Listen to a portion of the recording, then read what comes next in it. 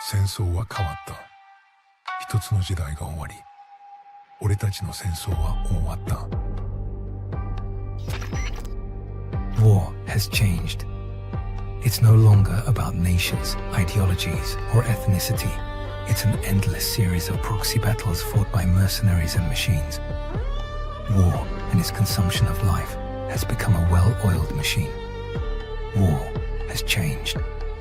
Verified soldiers carry algorithmic arms, manipulate social influence, AI enhance and regulate their timelines. Memetic control, information control, emotion control, battlefield control. Everything is monitored and kept under control. War has changed. The age of deterrence has become the age of control, all in the name of averting catastrophe from weapons of mass destruction. And he who controls the battlefield controls history. War has changed. And when the battlefield is under total control, war becomes routine. Think outside the cage.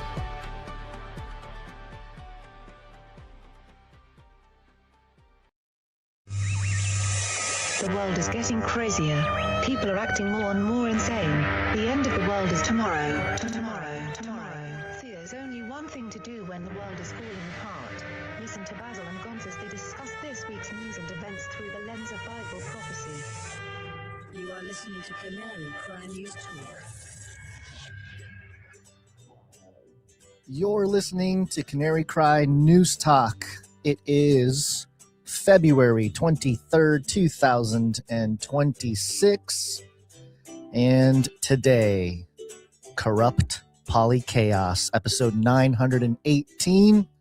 My name is Gonz, at Face Like the Sun, director of the Age of Deceit films, and author of Archetypalism, your favorite Asian provocateur for Christ. Live to tape from the metaverse to bring you the best news, which is the gospel message of Jesus Christ, while reporting the egregious with a well-rounded, biblically grounded take on world events. It's Monday. Gary, what day is it? Ow, Monday.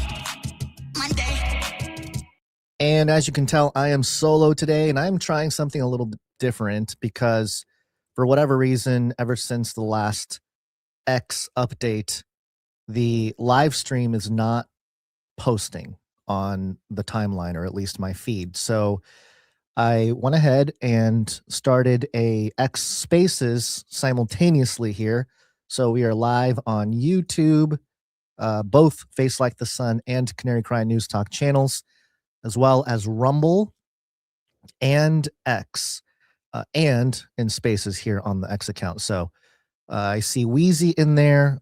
I don't know if it's frozen. Let me know if it's working, Wheezy. Appreciate you. Okay, so as you can tell, I am solo today, which means rants are loading. There's enough to talk about, but I think it's important to frame things and sort of do a little bit of a, I don't know, just a roundup of where we are, or a reflection of where we are in 2026 here, and having studied for so long the many of the topics that are now mainstream, I think it's just important to contextualize everything here, because there's a lot of conversations taking place in our niche, so to speak, the topics that we covered for the last 15 years that were not necessarily dismissed early on, just ignored, I would say. And nowadays most people are becoming more aware that, for example, there is a satanic elite who basically run everything, and they're into some pretty nefarious activities, some immoral things at the very least, and some horrific things once you dig in. And, the witch hunt is on, because now that a lot of the documents are released, and I'm hearing there's more. I mean, the reports are that Jeffrey Epstein has storage units all across the country filled with more information or more stuff. So if that's the case, then we're going to have a crazy storage wars situation. People are going to be fighting for all kinds of storage units to look for those Epstein files, which again, to me, it's like a witch hunt, a modern day digital or virtual witch hunt, which is appropriate if we're talking about who we are exposing. But at the same time, you have to wonder, why are they allowing this information to be public now? For what purpose? What is the ultimate goal, the ultimate agenda? And it seems to be that a technocratic overhaul of everything, the infrastructure of the world, the new world order, which we talked about back in 2012, 2013. Even back then, the conversations about the new world order, at least in our little niche, in our little corner of the internet, had to do with how the old world order was going to be exposed, and part of the exposure was going to create the leverage for an actual new world order. And I believe many people have pointed out, for example, Alice Bailey, who is an occultist and who was the theosophist who wrote about her channelings with ascended masters. I believe she put the year 2025 as the year that the externalization of the hierarchy will begin in earnest, where the world leaders, I can't remember the exact name that she had. She had titles for everything. But basically, the idea was that people will start to learn about the quote unquote truth, a sort of transcendent sorts of truth, not necessarily the truth of the gospel, but a twisted form of it, I would say, because a lot of people are turning to Christ, turning to God at the very least, because they realize and recognize that the world is run by satanic elite. And even if you're an atheist, knowing that the world is run by satanic elite causes you to at least ask the question, okay, all right, well, if the world leaders, the elite, the people that really control everything, believe in Satan and worship Satan and do all kinds of crazy things to please Satan, which makes sense in the context of the temptation of Jesus Christ. It's in Matthew 4, and all the Gospels record it, where he's out in the desert. Satan tempts him, one of the temptations being taken up to the high places, being shown the kingdoms of the world, which ironically already belongs to God, but of course Satan believes that it belongs to him. And he says, hey, all these I will give you if you will just bow to me. And Jesus says, get behind me, Satan. So there is a quasi-awakening, I would say. People are waking up to the fact that, hey, the satanic elite run everything, and they are asking the right types of questions. Now, to fill that vacuum, it is pretty standard that a non-solid gospel is going to be presented to many people. I see that happening daily. There's not a lot of pushing back on the new age from the Christians anymore. They have been swallowed up into the politics of it all. And so, let's set aside our differences a little bit, guys. Hey, you're a Catholic over there, you're a Protestant, whatever, but we're all fighting the satanic elite, and I'm seeing that across religions as well. Like, hey, I know you're Islam, but you're not one of those jihadist, terrorist Islamic people. So, hey, let's push back against the satanic elite. And even amidst the Jewish population, the religious Jews, the ones that are grounded in the Torah, as they would claim, they're pushing back on the satanic elite, and they're pushing back on their own titles of, Israel and Jews and stuff like that, because, of course, we have learned that Jeffrey Epstein was a Jewish supremacist, if we can put it that way. And, people are up to speed on that kind of stuff now, and it took a long time to get there. But now that we're here, what does it mean? What is the purpose for the world to find out about all these things? And so I'll talk about that a little bit. But of course, we're going to run through the news today as well. Plenty to talk about. My goodness. The news just never stops. I think it's meant to psychologically really hamper us and tire us out. And that's why the polychaos. There's multiple strands of chaos happening all at once. And of course, the suggestion by the government is everything's fine, the stock markets are up. Meanwhile, there's all kinds of changes and deconstruction and exposure taking place. But I wanted to start with just a couple scriptures to give a little foundation, a little springboard into what we're going to talk about today. And the first one comes from Philippians 4. Philippians 4 is one of my go-to chapters that talks about rejoicing, which is difficult to do in this time, but also prayer. And Philippians 4 verses 6 through 7 says, "Do not be anxious about anything." Oh my goodness, do I need to hear that today? "But in everything by prayer and supplication with thanksgiving, let your requests be made known to God. And the peace of God, which surpasses all understanding, will guard your hearts and your minds in Christ Jesus." Now, there's a lot to be anxious about in this world right now. There is obviously the stuff going down, the people learning about the satanic elite and the pedophiles and the cannibals and the horrific things there. We got Trump talking about how he's going to release the alien documents, and we got disclosure coming up, which is part of the Great Deception. We got Mexican cartels or the leaders of Mexican cartels getting killed and Mexico on fire. There's all kinds of chaos everywhere.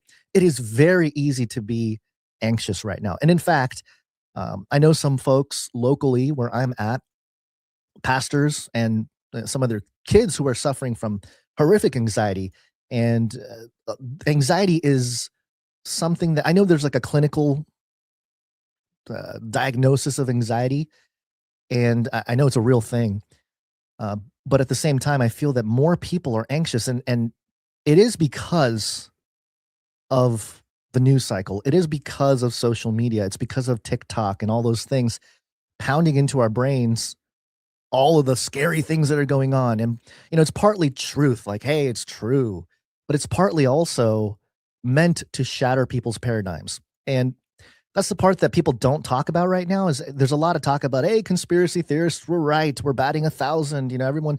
And I, of course, have participated in the sort of rah-rah moments when, of course, we've been talking about the satanic elite the whole time that I've been doing podcasts and making videos and making content starting in 2011 and the podcast in 2012. It's been part of our conversation with transhumanism, which is another layer to the entire Epstein situation, where, of course, his trafficking and the abuse and the blackmail, that's all symptomatic to a much deeper issue, which is always going to be spiritual, but their agendas, deeper agendas, I would say, for transhumanism, for living forever.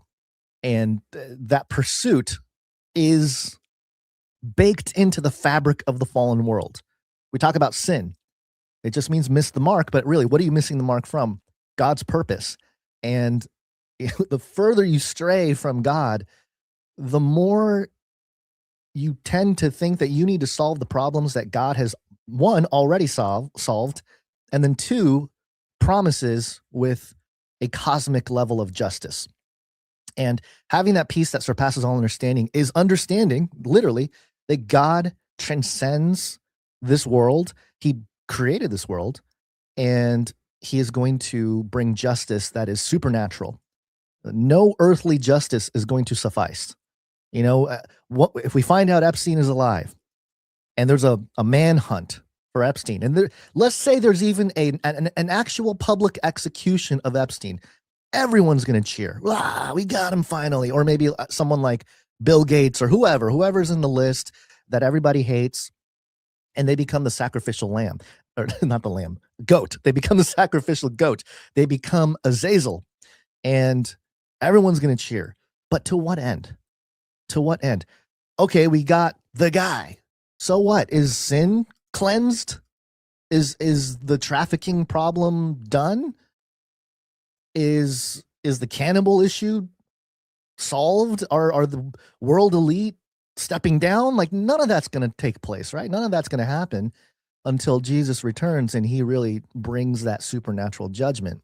So people are getting sucked into this revolution or even revival if you are sort of moving into the faith side of things, which I'm not against. I think it's better to seek God than not, especially if you're coming from a secular worldview and you're learning about all these different things under the hood.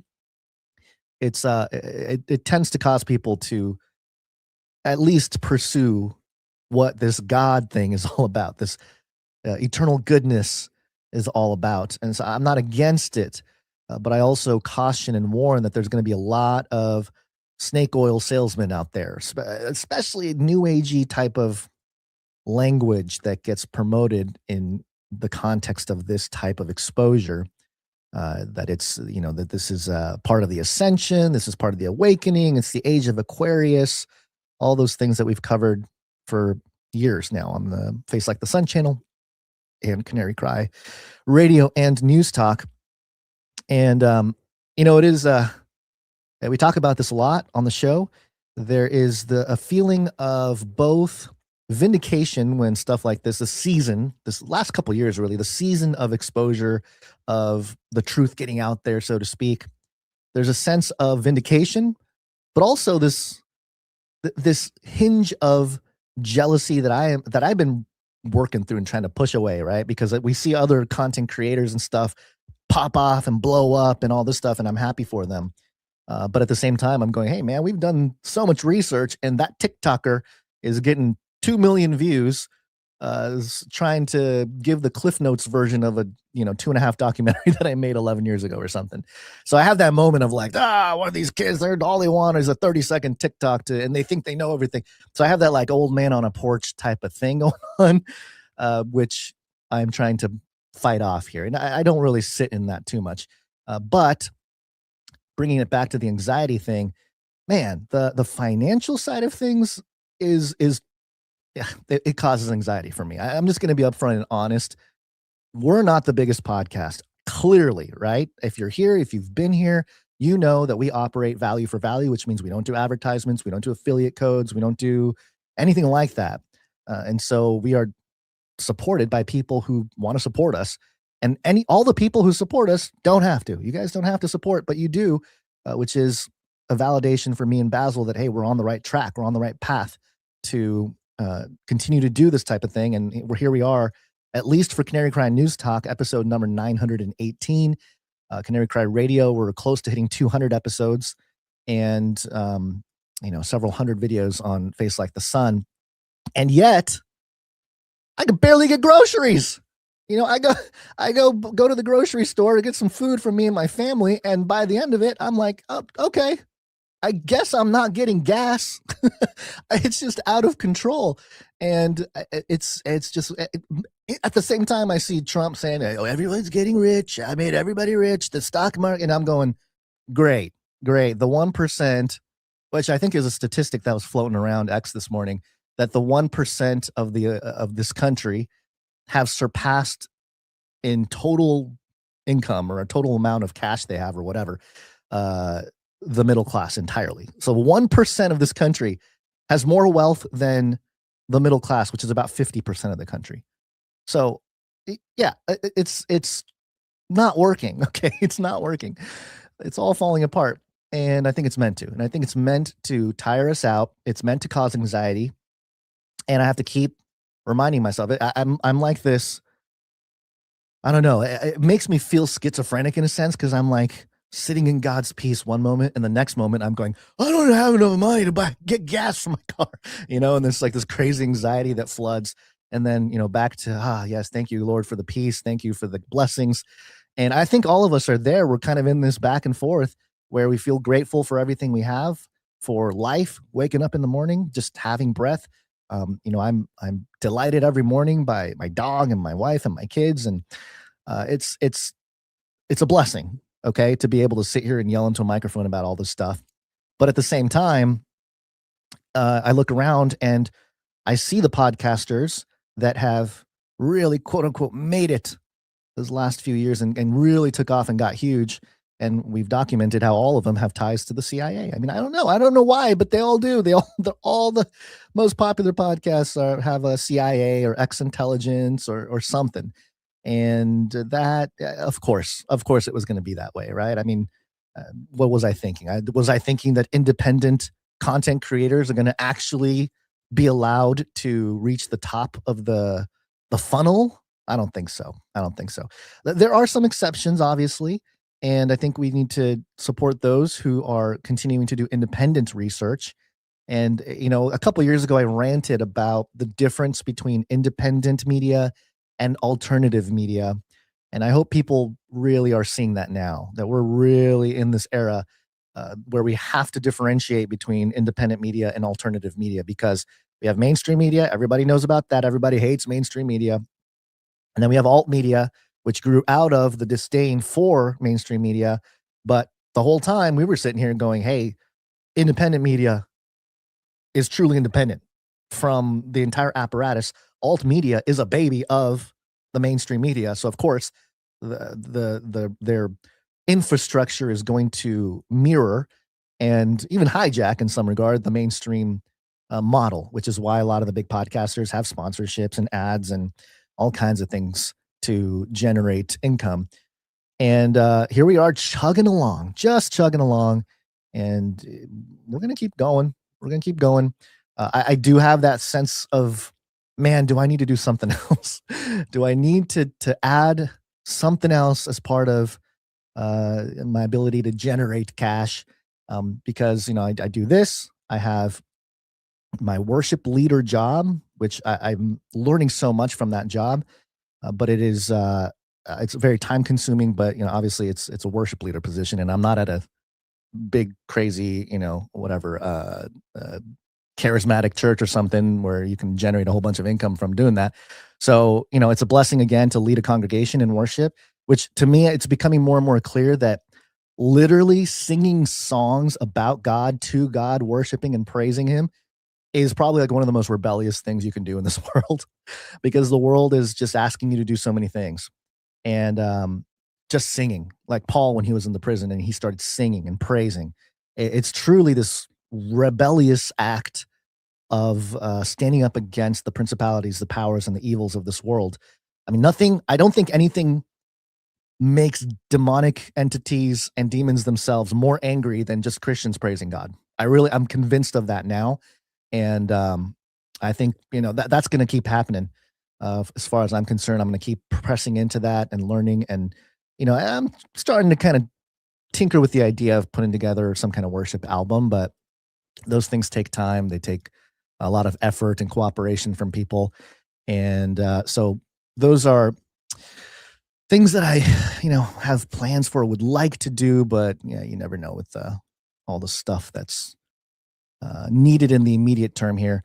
If you're on X, thank you, people hopping into the spaces here. I see a few people in there. I see Truck, Aim, Crash, Wheezy, Ostrich Butter. Thank you guys for jumping into the spaces. I normally don't broadcast this on spaces, but decided to try it here, and hopefully the audio is good.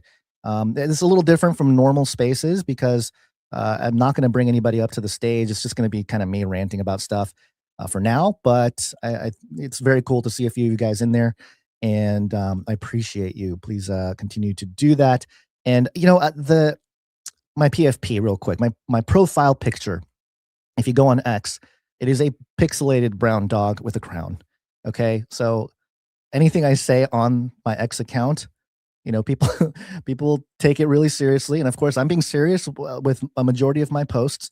But it's kind of funny. I see some people push back on some things I say on there, and half the time I'm like, hey, but you're arguing with the pixelated dog on the internet, so just keep in mind, don't get too riled up about stuff.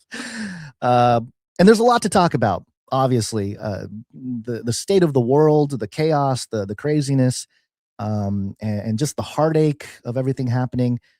In the meantime, though, there's a few things that I've been working on with AI, just using the ability to create AI applications and certain siloed large language models and things like that. So I've been building a couple things. One, and I'm just going to mention it here, and I think over time I will make it available publicly. I think the patrons who support me and Canary Cry on Patreon might get first dibs at some of this stuff. But I've been making little siloed research assistants. I made one. It's almost complete. It's not fully complete yet, but it's the Age of Deceit research assistant. And basically, I took the transcripts of all 4 Age of Deceit films with some additional content that I've published over the years, whether it's the book that I never published, or all my notes, all my transcripts, sources, everything that I have. And I created a little research assistant, so you can ask questions about the film or about anything that's going on in the world, and have it contextualize it by way of the Age of Deceit worldview, so to speak, the Age of Deceit documentary worldview. And I made it so it doesn't search the internet. It's a siloed database, which means it can't do search functions for you. So if you say something about Epstein, like, hey, what's the latest Epstein thing? It won't do it because it's not going out and searching for stuff. So something like that I'm interested to make. And I think eventually everybody's going to have something like this, some sort of content engine where people can search the history and look up the documentation of things.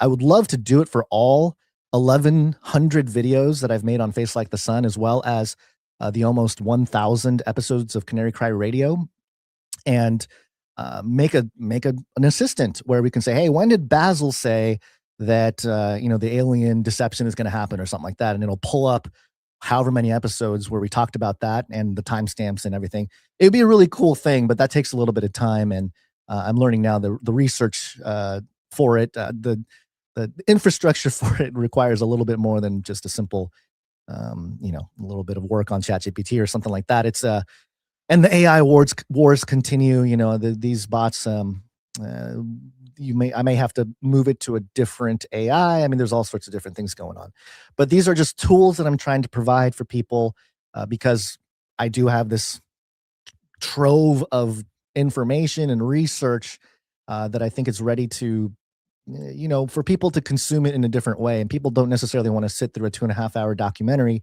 but if they can punch in a story or something and see if the research assistant will contextualize it and give you the information quickly, I think people are gonna want that sort of thing. So let's jump into some stuff now. First of all, real quick, there is a post that was talking about how AI is decoding animal languages, and it just happens to be a bird. Okay, for Canary Cry purposes, here's the bird chirping. And for those of you just watching, or I'm sorry, for just listening, what the video shows here is with each chirp. What is a chirp? I don't know what that is. With each chirp, there is a visualizer that is mapping the neurons, or like the neural activity of the bird. And people are suggesting that they are decoding the language of animals through this, which I find very interesting. If you have seen Age of Deceit 4, the Eschaton cipher in the counterfeit ledger of life, then you would know that one of my theses in that is that once we start moving into a deeper confluence or connection between AI and quantum computing and blockchain, and once it all kind of comes together, they're going to start talking about quantum algorithms that undergird all creation, and especially biological life. We're deconstructing everything at the moment, even life, right? The building blocks of life. And they've been trying to deconstruct consciousness for a long time. Well, now with AI, they're going to start mapping the procedures of the brain, so to speak. Like, how is the brain operating when we think or when we talk or we do whatever? And what they're discovering right now is that there's no way there's no God, because it's so complex. But with enough iterations of the research, they will start to suggest certain algorithms, in my opinion, that undergird consciousness. And that will be a narrative that picks up steam over the next few years. And I think it'll fuse with a quote unquote belief in God, because people will say, like, hey, there has to be a God that programmed all this. But then they will lean into more of the new agey type of ideas where it's more about, our own ascension and our own deliverance from, these the fallen circumstances that we're in. And that's where, for me personally, I lean on the work of Christ for that. Because if Jesus Christ rose from the dead 2,000 years ago, then that is proof that God came in human flesh and he defeated the thing that we are trying to defeat now with advanced science and technology, which is death and decay. And, it's why the whole topic of transhumanism was so interesting to me in 2010, 2011. And I started to really, I started the entire ministry based on talking about transhumanism because I saw it right away. Just a few years after I was baptized, it was like, wait a minute, the trajectory of technology and science is counterfeit signs and wonders. And that's been the undergirding thesis the whole time. I play this clip a lot. I'm playing it again. This is Jared Kushner, the son-in-law of our president, Donald Trump. And I play it a lot because it's one of those clips that is very telling. My generation is hopefully, with the advances in science, the first generation to live forever, or the last generation that's going to die. The first generation that's going to live forever, or the last generation that's going to die. That is Jared Kushner, who's doing a lot of the Middle Eastern negotiations behind the scenes. And we're not given all the details about that, but that's the guy. That's one guy. He's a young guy. And then we know Brian Johnson's out here. And he's doing all kinds of stuff, including taking his the blood of his son and trying to stay young and live forever and all this kind of stuff, which is so bizarre, isn't it? It's so vampiric in a sense. It's like all those vampire movies just turned out to be more or less real. And I'm not saying that Brian Johnson, the guy who's trying to live forever and take his son's blood to do it, is a vampire, but I mean, just kind of put two and two together over time where that's headed. So again, a lot of the things that we've discussed, it's coming to the forefront, but it's being packaged and delivered to the people to either one, cause some tremendous anxiety, or two, distract them into or misdirect them into a different type of solution. And this is with everything. I've said for years that the reason, be careful about the child trafficking thing. Of course we want to stop child trafficking.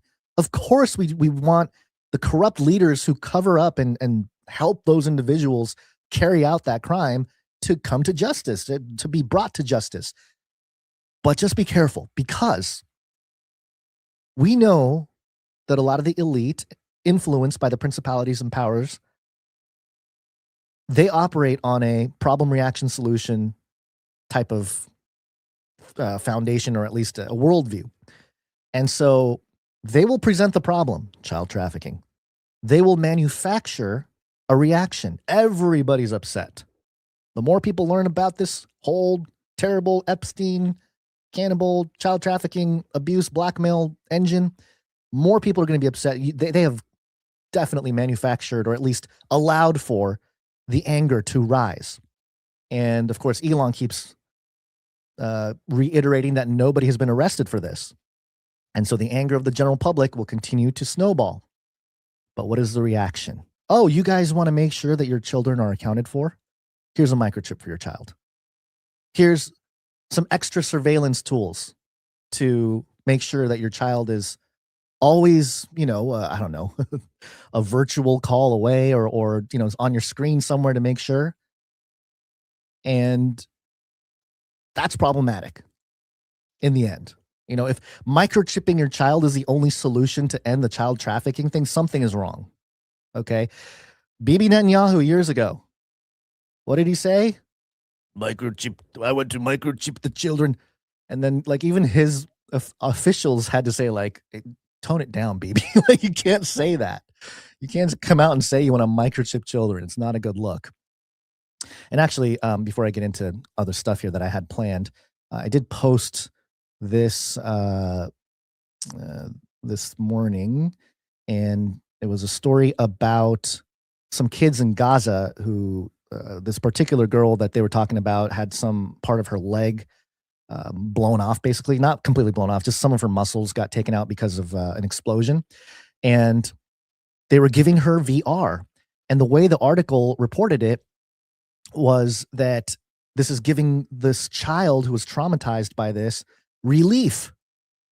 Here's what I said. Children physically harmed in Gaza are being given VR goggles to, quote unquote, forget the horrors of their current situation. It's being framed as a relief for these traumatized children but is it?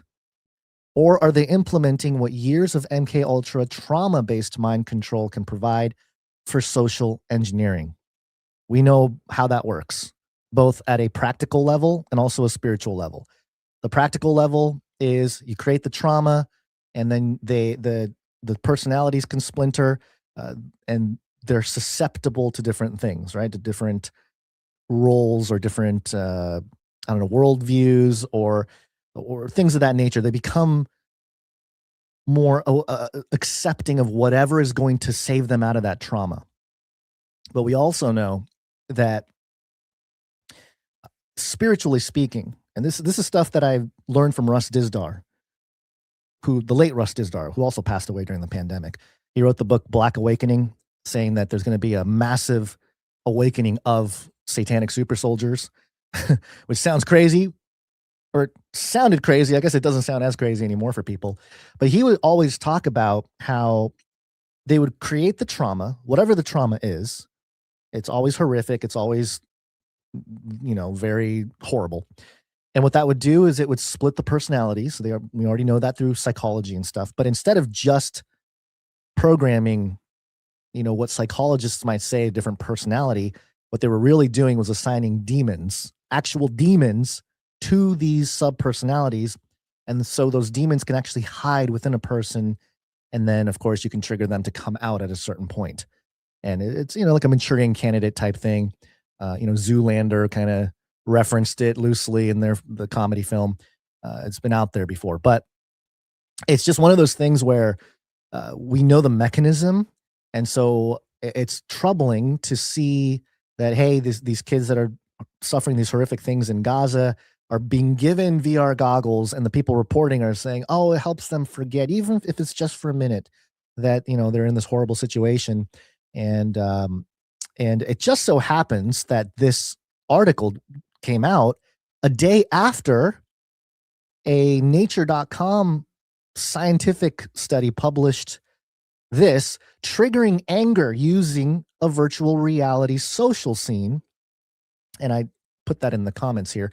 And I'm sure it's just coincidence that the scientific journal just dropped an article that suggests VR would help people to have their anger, or who have anger issues. And the quote from the abstract is, virtual reality VR simulations may provide a safer way for people with high levels of anger to practice overcoming unhelpful reactions. Okay, so it just so happens that we get this report about VR being used for people with anger issues. Might help them process that anger, right?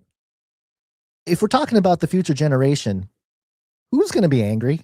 I would imagine the children who experienced horrific things in Gaza would probably be fairly angry, as they get older. So interesting that they're giving them VR headsets already. Now, let's push this again, thought experiment. Let's push this further down. What level are we going to go with this virtual reality as a good way to process or, to help people? What about pedophiles? Like, hey, if the pedophile wants to live out their whatever grotesque situation, but they're doing it in the VR world, well, they're not hurting anybody, right? It's better that they're in a VR headset in a corner somewhere than, actually abusing children, right?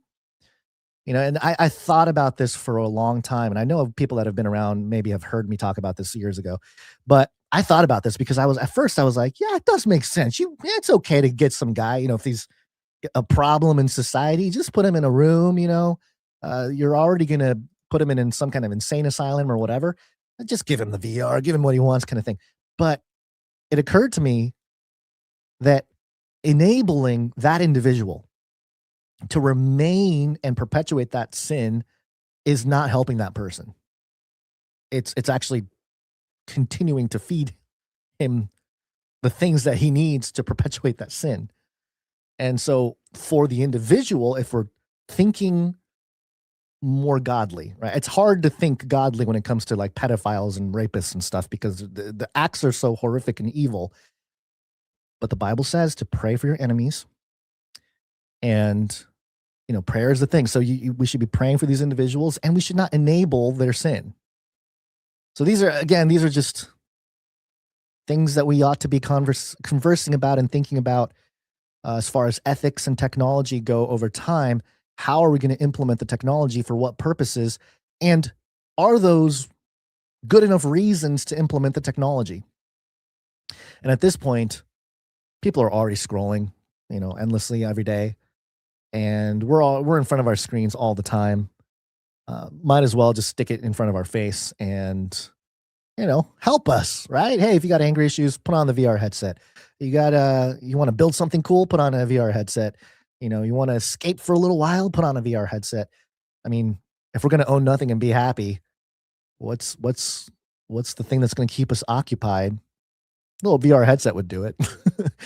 And for those of you who've been around, my co-host does wear a VR headset during the live show and puts googly eyes over them to make him look like a ridiculous character. But we did that for a reason. And the reason may not ever become public, folks. May never be public. All right, let me talk about some stories here and cover some things because there's a lot going on, okay? There's a lot going on. And I have to start. As a citizen of California, I must begin with some Newsom science. It's Newsom science, baby! Ha! Now, this clip has like 35 million views or something now. It's just going viral. Everyone's talking about Gavin Newsom. I believe he's in Atlanta. He's got a black crowd. Now, this is so typical of your leftist Democrat folk. They get in front of whatever crowd they're in front of and they cater to him. Hillary Clinton brought out hot sauce out of her purse to appeal to the black community and stuff. It's nothing new when it comes to that kind of thing. But this might be one of the more egregious moments. Gavin Newsom talking to a black crowd.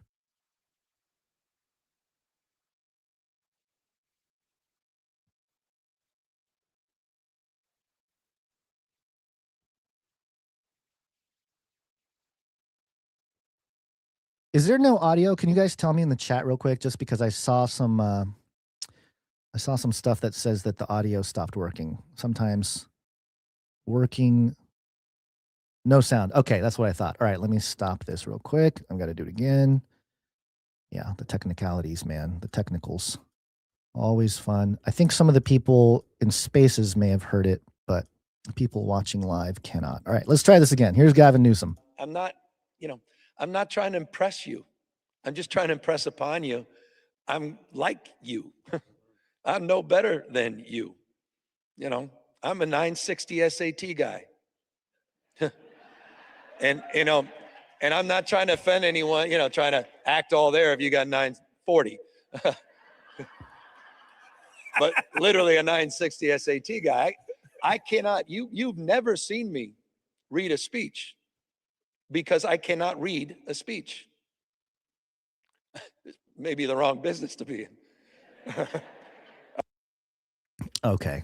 All right, Gavin Newsom. So he just said that he's 960 SAT, saying he's not a smart guy. I mean, how do you, it's just so ridiculous.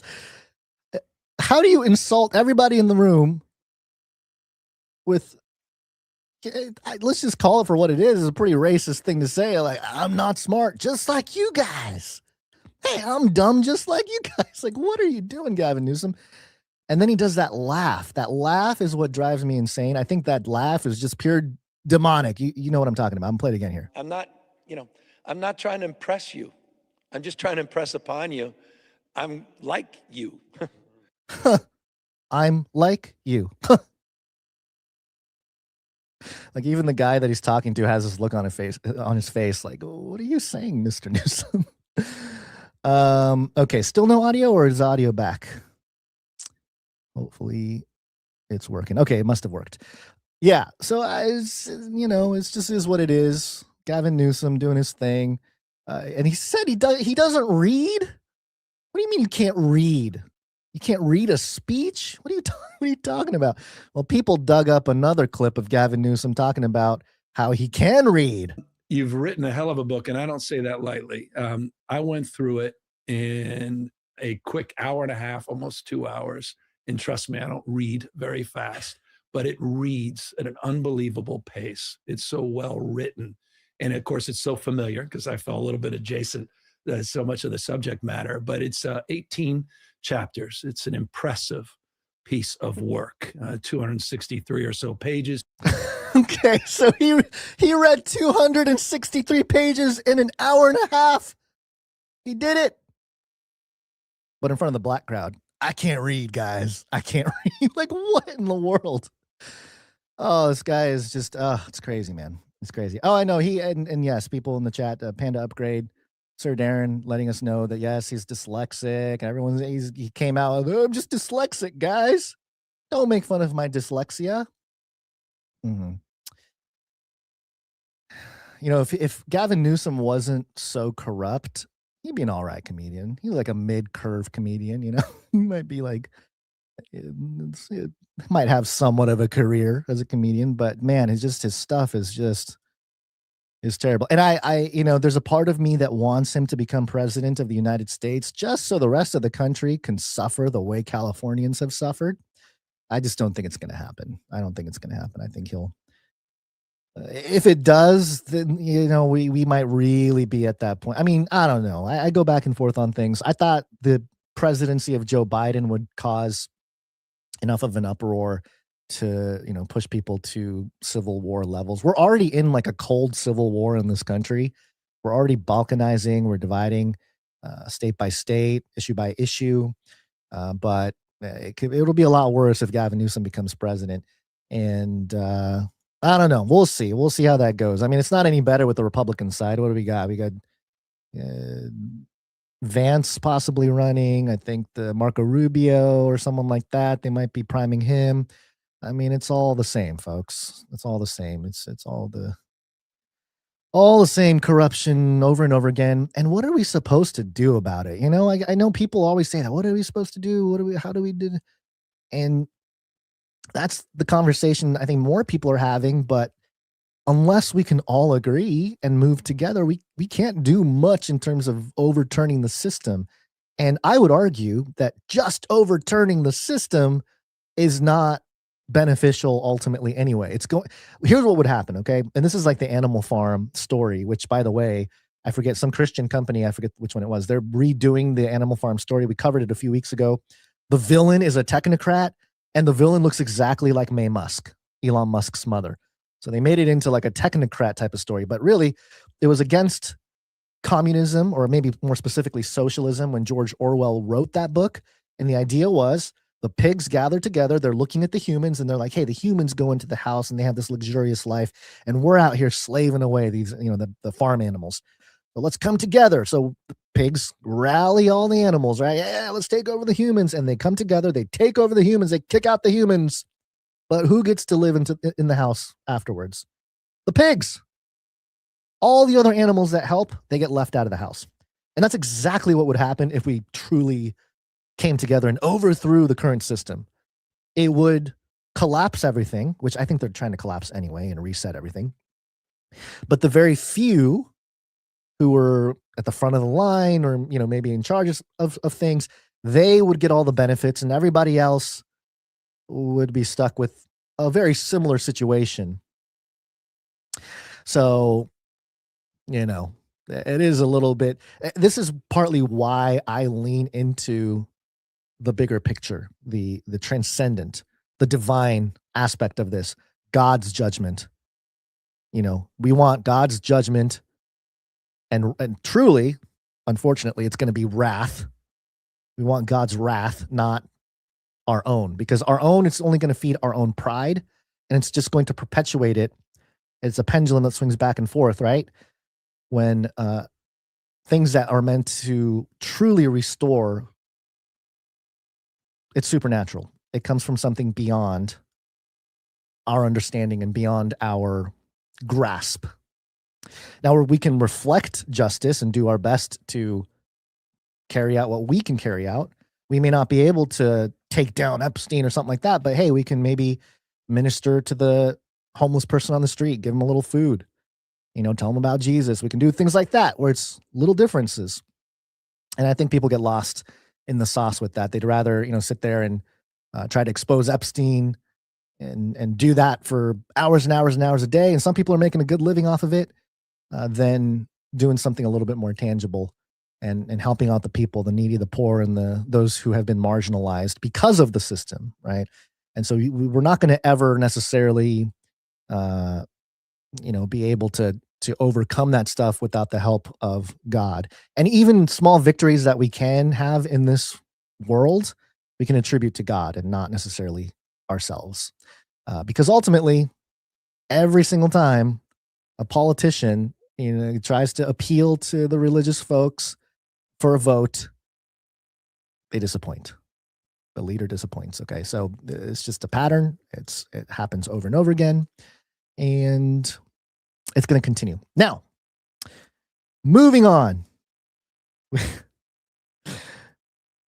It's here's how me and Basil know that God has his hand over this podcast, is because we started talking about sewer surveillance in 2020. I think June 2020, we reported on the story about COVID toilets. This is like 2 or 3 months after the lockdown, and there was a couple stories about toilets for COVID, and we immediately jumped on this thing like, hey, what if they track our waste?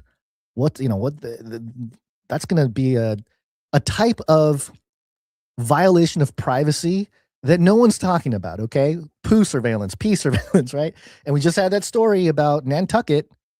They found, triple the amount of cocaine in the water there in the sewage. So, of course, narratives can be crafted from sewer samples. We'll control them with toileting. Yes. What other podcast has a toilet jingle? I don't know. You tell me. You tell me. Who has a sewer surveillance jingle? So this is the story coming from dailymail.co.uk.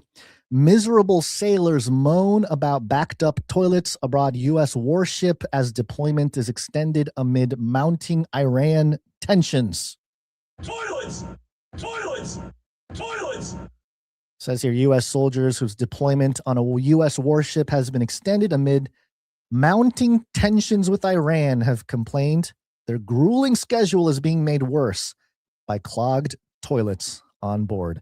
Some soldiers holed up on the USS General R. Ford say they are even contemplating leaving the military as they struggle to cope with the impact of missing loved ones for such a long time. Oh, man. I mean, come on. It's the real simple things in life, like having a toilet, that really, brings perspective to the soldier. They want to go home. They want to pee and poop on their home toilet, and they want to be with their families. The sailors were supposed to dock in Virginia in early February, but instead they are headed to the Middle East to support the U.S. and, the ones that we're not supposed to talk about, as hostilities with Iran continue to flare. The U.S.'s largest warship has been at sea since June 2025. It was originally deployed to the Mediterranean before being rerouted in October to the Caribbean to help with the Venezuelan strike, where the U.S. captured President Nicolas Maduro.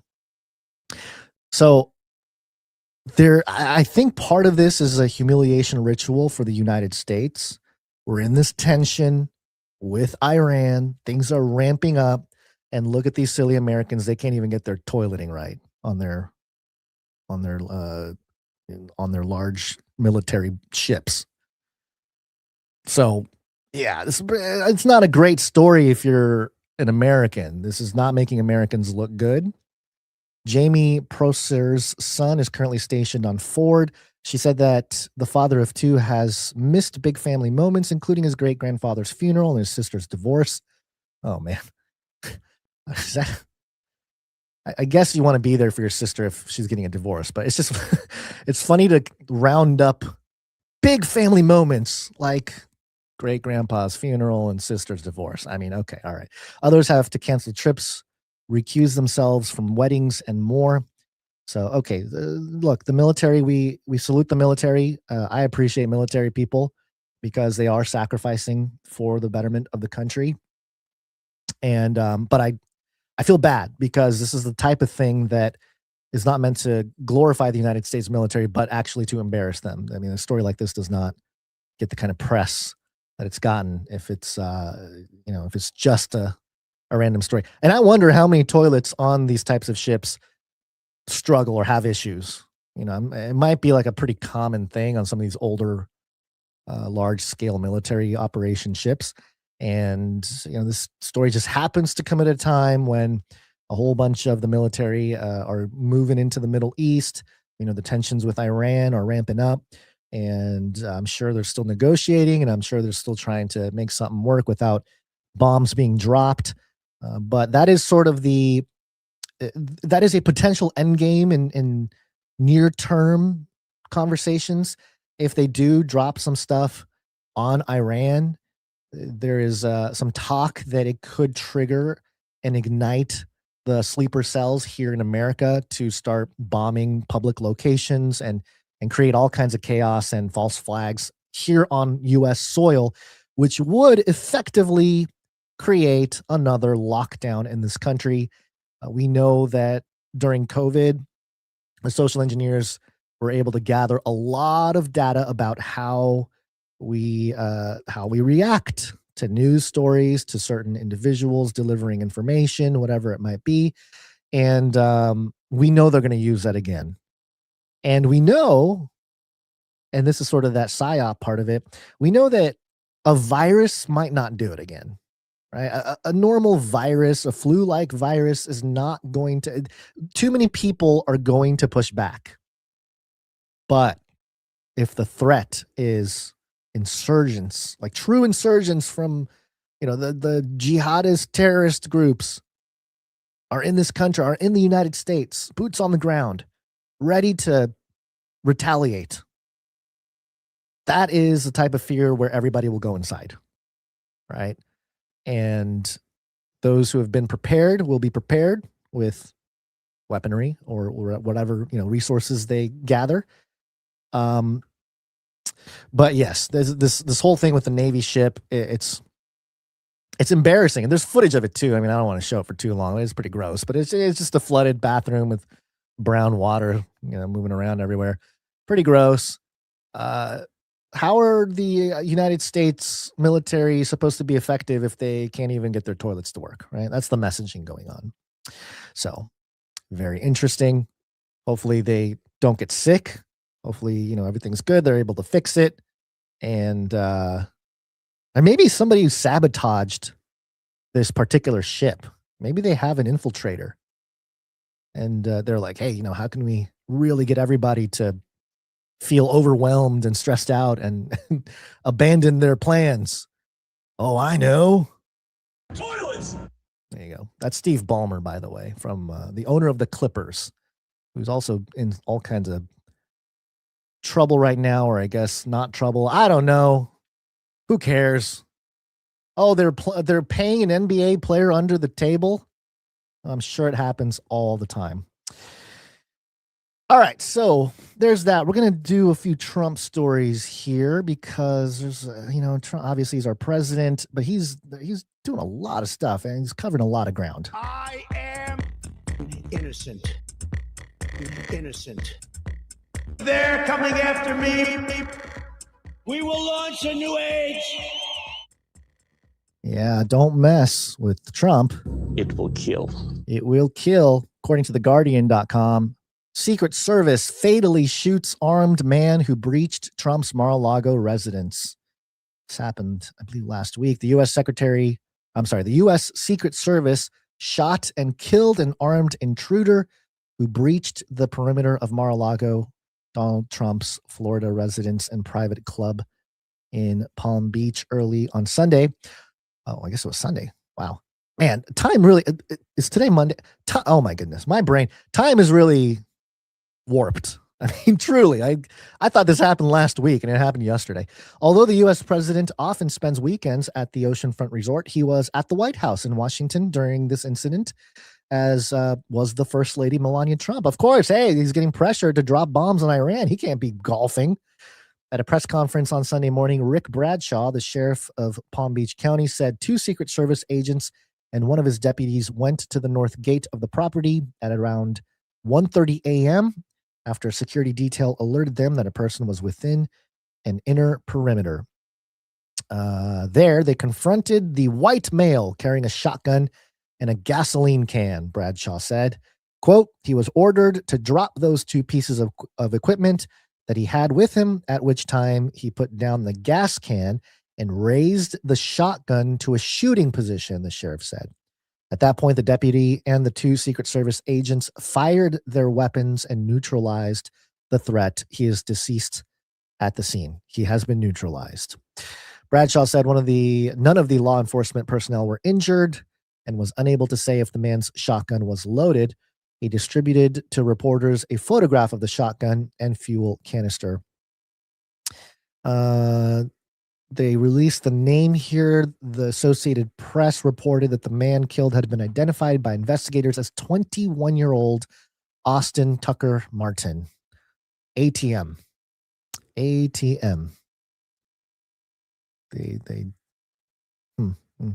21. I've noticed that a lot of these shooters are so young recently. I mean, I know the shooter thing has been a problem for, a long time. I mean, I was pretty young when Columbine happened. And of course that triggered the, gun problem in America, as people call it. But a lot of these recent shooters have been much younger, in their early 20s. 21-year-old Austin Tucker Martin.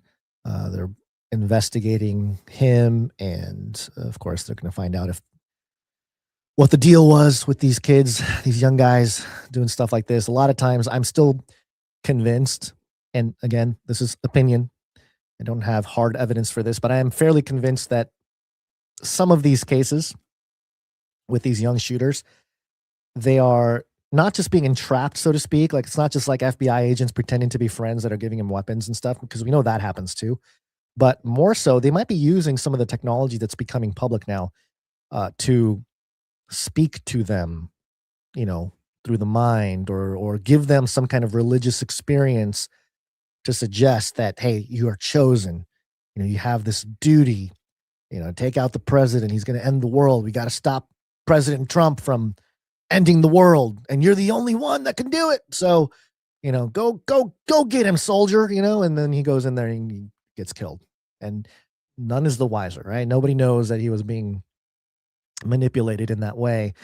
And I, that whole mind control device thing, I know that it's existed. The Havana syndrome and stuff has been talked about. But over the course of about 15 years of ministry in this type of fringy topic stuff, I've gotten so many emails from people and messages from people that say, I'm being targeted. And at first I was kind of like, all right, you have a headache problem or something, and you think it's something else. But there were so many emails from so many different people over time. I was like, this has to be legit. There's no way this is just random. People getting this type of thing. I'm sure people have their experiences. And now that the technology is proven to exist, that this is the other side of the conversation. We need to have this conversation. Where has it been used? Has it been used on Americans? I would argue it has. But again, I don't have any evidence for it. In fact, I would argue that some of these technologies seed information in dreams, or can. We've discussed dream engineering years ago. There was a couple years ago when news articles came out saying, hey, I forget what company it was, but they want to put advertisements in your dream. Stuff like that. And so when I hear Candace Owens talk about her dreams and how I talked to Charlie in my dream and blah, blah, blah, blah, blah, blah, and all these things, it just makes me wonder, man, like, why is Candace Owens talking about her dream with Charlie? Why is that like news? So that's a thing. And I know it's another layer to this that we're not privy to. Maybe one day some documentation will come out where this type of thing happened, but that's the problem. What we're reacting to with the whole Epstein thing, though, that is a paper trail of sin that exists. But where's the sin that has occurred? More egregious sins, perhaps, that don't have paper trails, that don't have any documentation, or the documentation has been burned or terminated, you know? And that's where you got to have faith in God, that God sees all that and he will bring justice in the end. Things will be restored to his intended purpose. And you got to have that faith. It is a faith. You know, there's no guarantees in our carnal life that we will see any kind of justice. So, this type of thing is going to continue to happen. You know, this story about the Secret Service fatally shooting a guy, fairly quiet, you know, not a whole lot of talk about it. I have noticed a different temperament with the general public since the Epstein files came out, that certain stories just don't hit like they used to. Like this story would have been huge 4 years ago. I mean, not even 4 years ago, maybe even 2 years ago, 1 year ago. People would have jumped on this and really, you know, internet warriors, internet sleuthing, all the information about this individual, their social medias and all that, to dig up as much as possible. But now, because we have the Epstein stuff, I think everybody is being pulled in that direction. And as I've said multiple times, you know, great time to release millions of Epstein documents when everybody has AI to sort all of it out. You know, I did use one of my AIs to analyze one of the emails. I just wanted to see what it does. You know, I was like, okay, well, let's see what the AI can sort of identify with this particular email.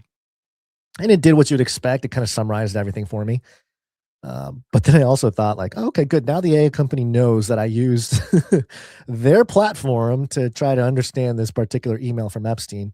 And I'm sure all that data is being considered for whatever comes next as well. So that's all happening alongside, of course, can't go on without talking about the aliens. Aliens.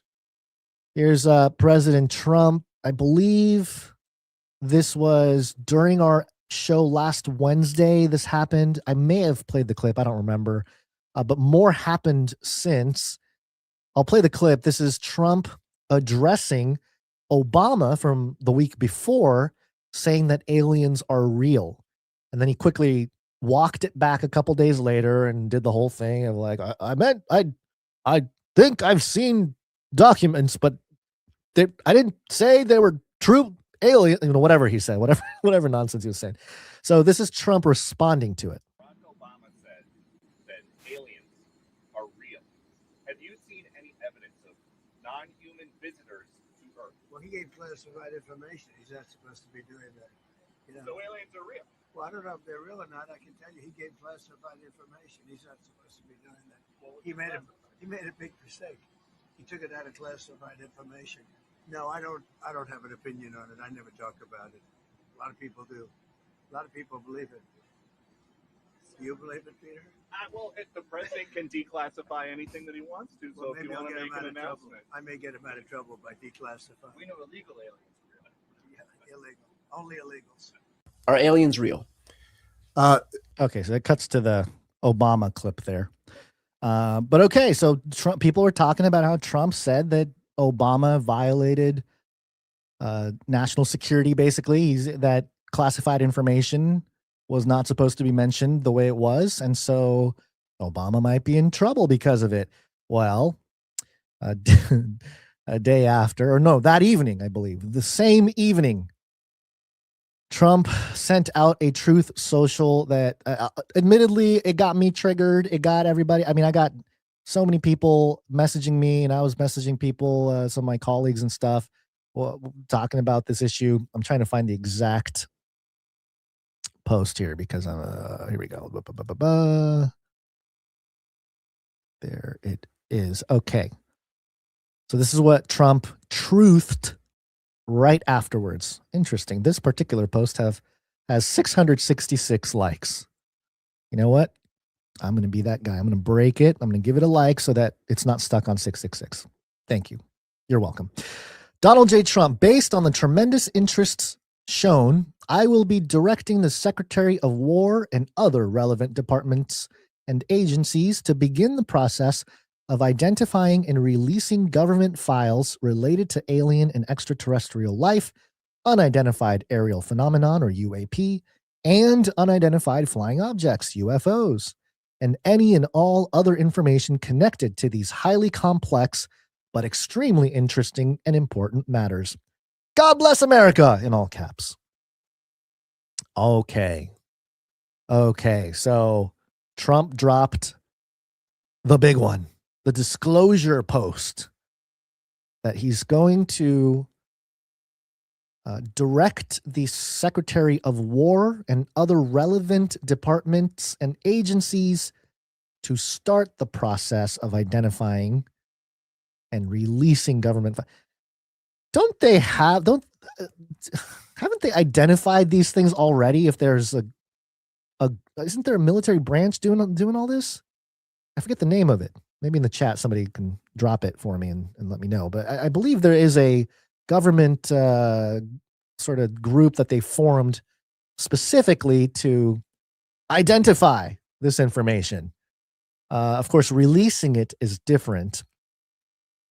And so I would imagine that this is going to be similar to the Epstein files. They're going to do a big dump, UFO files, and then everybody's going to run it in their AI and look for keywords. And we're going to learn more about what happened to the Tomb of Gilgamesh and why was Hillary Clinton looking for the Tomb of Gilgamesh and why are they, trying to dig around Afghanistan and all. AARO, is that it? Sir Darren, is that the one? Is it the aerial? What does it stand for here? All Domain Anomaly Resolution Office. I think that's it. Thank you, Sir Darren. That's the one. All Domain Anomaly Resolution Office. Yeah, they're the ones that are already identifying the reports. Now, again, publishing it might be a whole separate conversation there. And I'm sure that there are some barriers to doing that. And so in the end, maybe this post by Trump is not saying much. I'm going to, what does he say here? Begin the process of identifying and releasing government files. He's telling the Secretary of War and other departments and agencies to do so. I also think it was interesting that he said alien and extraterrestrial life. Are they separate things? Or are they one thing? Just kind of implies that they're separate, alien and extraterrestrial. And then unidentified aerial phenomena. We know about that, UAP. You know who made that popular was Hillary Clinton. She's the one that came out and really, said, hey, it's not UFOs anymore, it's UAPs. Along with John Podesta, if you guys know who John Podesta is, part of the Pizzagate situation and all that from about 10 years ago. He said that his greatest regret in his time of office was not releasing the UFO documents. That was his greatest regret. Meanwhile, he's, eating pizza and hot dogs in the back room there. So this sparked obviously a weekend for me of looking at the topic of aliens and demons, because I started and I avoided the debate because I saw the debate taking place on X for a little while.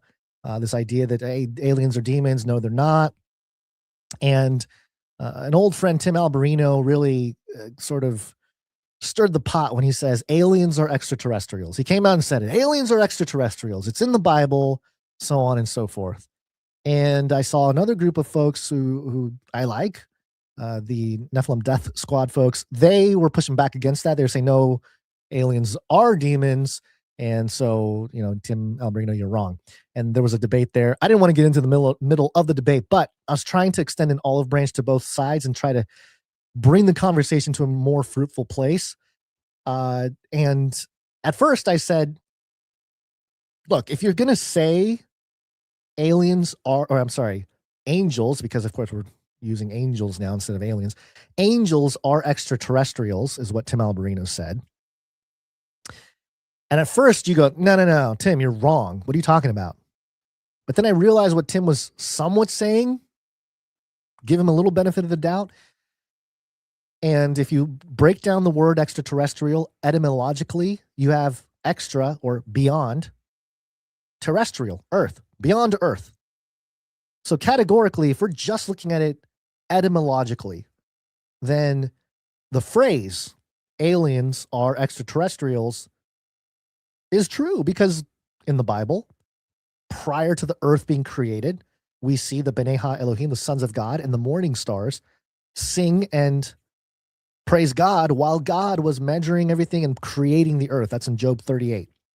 So we know that these entities existed or pre-existed humans, and perhaps in a physical form, because they're there watching physical creation get created, although it doesn't have to be. They don't have to be physical. But the point was, they are beyond Earth. Whatever shape you think the Earth is. Got a hairball in my mouth. Whatever shape you think the Earth is, these entities in the Bible are from beyond Earth. And so if we're going to stick to a very plain etymological definition of extraterrestrial, then one might be able to say the phrase angels are extraterrestrials and have it be a true statement. Now, the problem comes in with the contemporary presuppositions for the word extraterrestrials. When most people use the word extraterrestrials, they don't mean it etymologically. They don't mean just beyond Earth. They mean it in the context of materialism, reductionism, the theory of evolution, and this idea that, hey, these are biological creatures that sprang up somewhere on some other planet, and now they're here or they're traveling here or whatever. There's a whole different cosmology presupposed or assumed when you use the phrase extraterrestrial. So in that context, I can understand the Nephilim Death Squad people saying, Tim Alberino, what are you talking about? Aliens are not extraterrestrials. Now, I'm not going to speak for Tim. I haven't heard all of his arguments for this. I think Tim leans more towards that. Hey, they could be from other planets. God could have made life abundant in the universe. And, he's kind of affirming the paradigm, the modern secular scientific paradigm, that there's this vast universe and it's huge and all these different things, which Obama, by the way, used as an argument to get himself out of that little problem where he said aliens are real. He was like, what I meant was the universe is vast, and the whole thing, that whole argument. I guess we have satellites and things we point at the sky, and then we measure the lasers or the sound waves or the infrared, and we go, hey, that thing is really far away. And then, we assume that it's this huge thing. For me personally, it's like, I don't know. Like, okay, cool. Do we know for sure? No. Have you been out there? Not really. If it's really teeming with life, where are they? You got the Fermi's paradox. Like, if there are aliens everywhere, then where are they?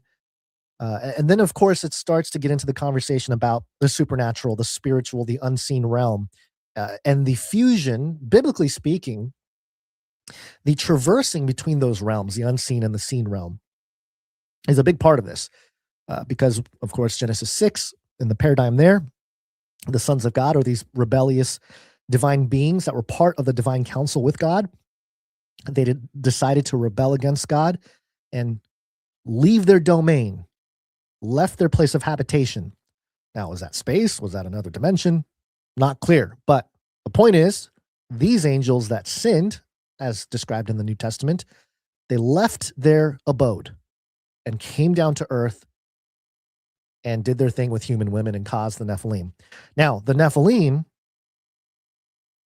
are spirits that weren't meant to be. The union between these B'nai Ha-Elohim, these divine sons of God, and the daughters of Adam created a hybrid race. This is where we get all of the mythology, right? The Greek mythology, Hercules, even the Epic of Gilgamesh from the Sumerian culture. This is where all of it originates. And the disembodied spirits of the Nephilim is understood to be the demons that we learn about or hear about throughout the rest of the Old Testament, and especially the New Testament.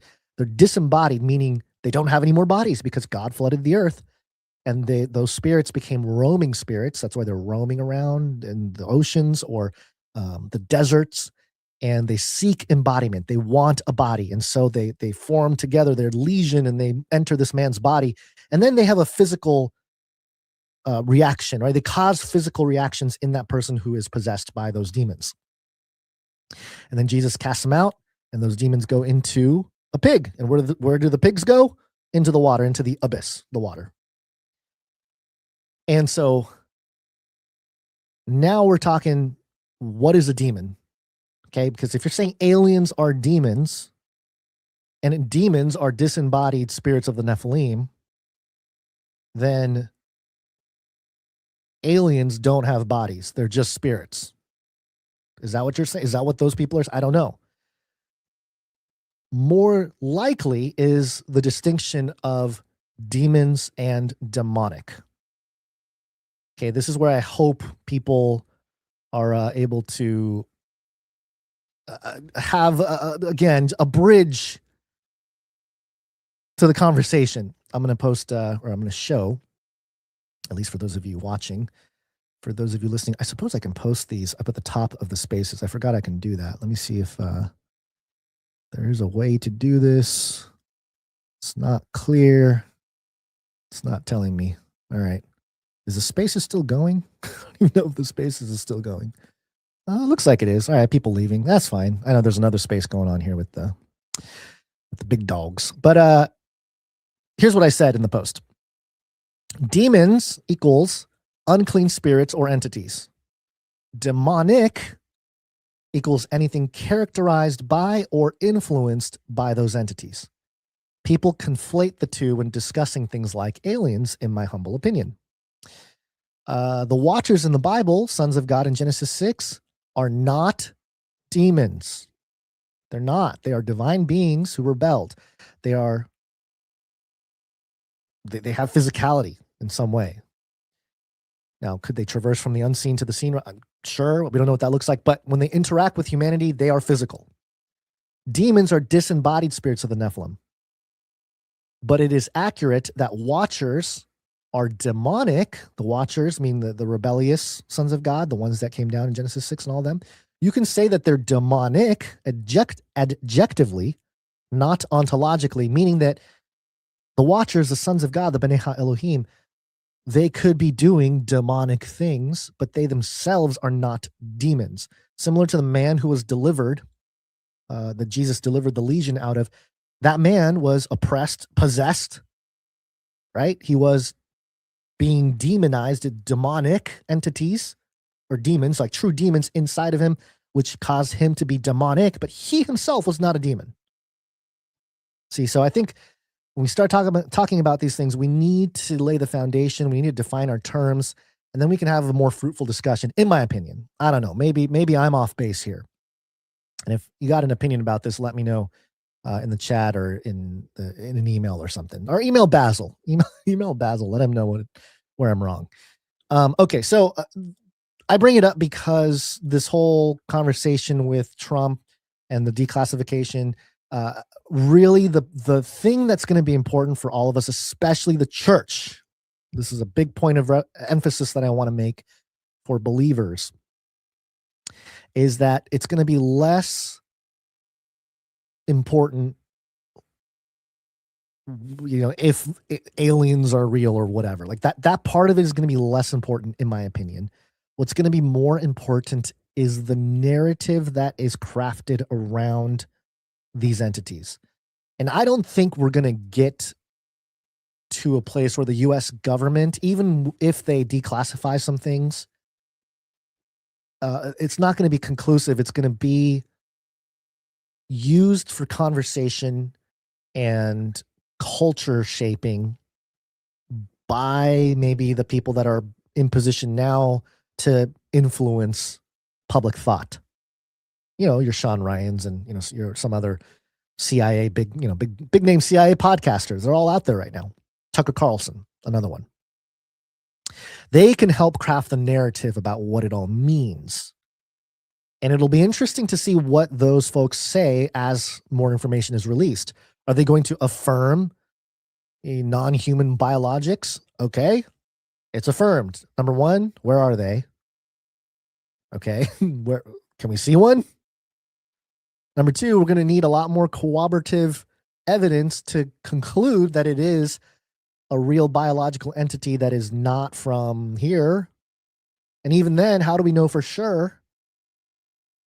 You know, if we're talking about, oh, we did a DNA test and it doesn't pop up, you know, the DNA doesn't pop up on any of our databases, so it must be from out there.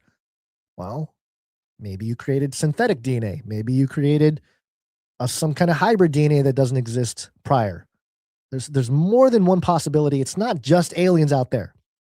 And that's where the problem is. That's where maybe some of the deception, the subtle deception might come in, is that these non-human biologics, even if they're affirmed, doesn't mean anything. What's going to have meaning and what will be more important to pay attention to is what people say about who they are and what their message is. Is their message peace on earth if we bow down to the alien?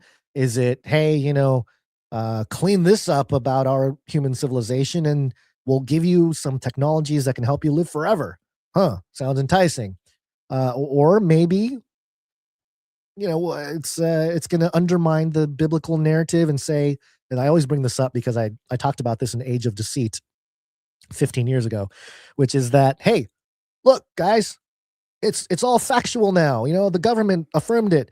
Jesus was just Sananda, the ascended master, and he's in a spaceship right now. I mean, it says there in the book of Acts that he flew up into the clouds. The spaceship beamed him up. He's up there right now. He's waiting for us to get in line so he can come back and restore everything. You know, he's not the savior of the world in that way. He didn't die for your sins. No, he's just an alien. He showed us the ascension. He showed us how. So minimizing who Jesus is and replacing it with this other narrative that will get people to talk about Jesus or even believe in a Jesus, just not the biblical Jesus. And to me, that is the Antichrist spirit. To me, that can deceive the elect. Because if you're not firm in your scripture, and if you're not firm in some of these views, it's going to be very easy to adopt the more new age flavored narratives concerning all the world religions. I mean, I think people in Islam are just as susceptible to this. You know, it's like, oh, look, guys, Muhammad, he was just it was just an alien. An alien came down and gave Muhammad all the things he needs to know and gave him the blueprint for civilization and all these things. And even Muhammad went to Jerusalem and he got beamed up. He's up there with Jesus. They're both up there in a spaceship waiting. It's very easy for people to make that connection, especially if the U.S. government is saying that there are non-human biologics out there. Now, that's the non-human biologics, you know, alien, fleshly type of conversation. There's a whole separate conversation about UAPs and UFOs if you want to bring it up. And that side of it is more technological in the sense that these are crafts or, you know, highly advanced technology, perhaps, that, you know, we know the U.S. government and not just the government, but just the elite and the breakaway civilization that we're not really discussing anymore. I think it was about 2014. We started talking about a secret space program and the breakaway civilization, how they funded everything and how they're basically rolling out the technology apart from us. I go back to Catherine Austin Fitts and her quote where she said, there are trillions of dollars missing. It just goes away. They're missing. We don't know where it is. But there's a problem because all of a sudden these people are seeing $1 trillion craft up in the sky with nuts and bolts. You know, people can see the nuts and bolts in these crafts. So it's like the American people deserve an explanation.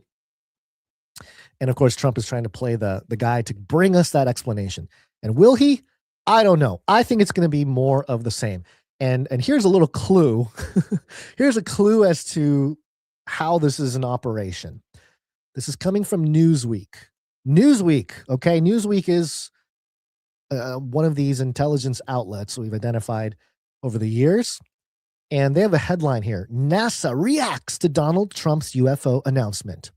Now, typically, Newsweek is very anti-Trump. NASA has been, you know, anti-Trump in a sense. So let's see what this article says. A spokesperson for NASA has issued a public statement following President Donald Trump's announcement that he will direct his administration to release government files related to aliens and associated phenomenon. So they talk about the truth post there. Why it matters. A 2021 survey by the Pew Research Center found that 65% of Americans believed intelligent life may exist on other planets. Okay, 65%. I believe in the UK it was higher. The UK had a survey years ago, and the conclusion of that survey was that more people believe in extraterrestrial aliens, basically, than they do in God in the UK. I don't know if that's still the case, but I know at the time, maybe, I don't know, 6 or 7, maybe even more years ago, that was the case. What to know? Quote, we can listen to, I mean, this is where I was like, what's going on here?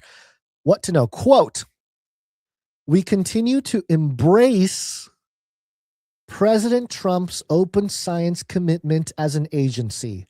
NASA Press Secretary Bethany Stevens posted on social media platform X on Friday in response to Trump's announcement. The NASA Press Secretary is saying we embrace President Trump. What? What is going on here?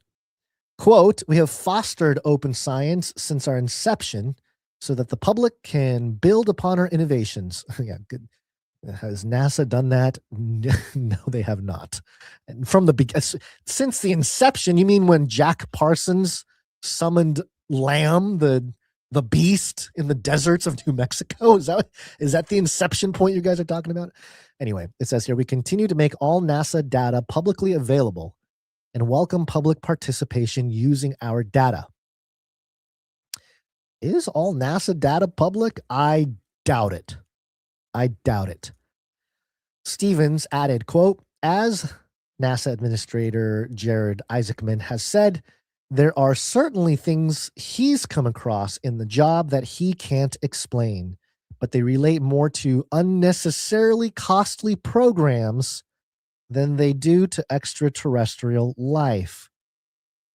Now, again, Basil made this point years ago, and I believe it is an accurate statement.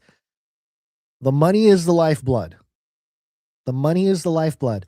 So this person is suggesting that the cost of some programs raised an eyebrow for the NASA administrator, looking over the books perhaps and saying, wait a minute, why did we spend $2 billion on this one project here? Huh, that's weird. Not knowing maybe that he was compartmentalized and blocked off from knowing exactly what that program was doing with the $2 billion. So it always goes back to the financial records that, exposes a lot of this stuff. It says here, interest in extraterrestrials grew sharply after former President Barack Obama addressed the topic during an interview with political commentator Brian. Okay, wait a minute. Interest in extraterrestrials grew sharply after the Obama interview? Newsweek.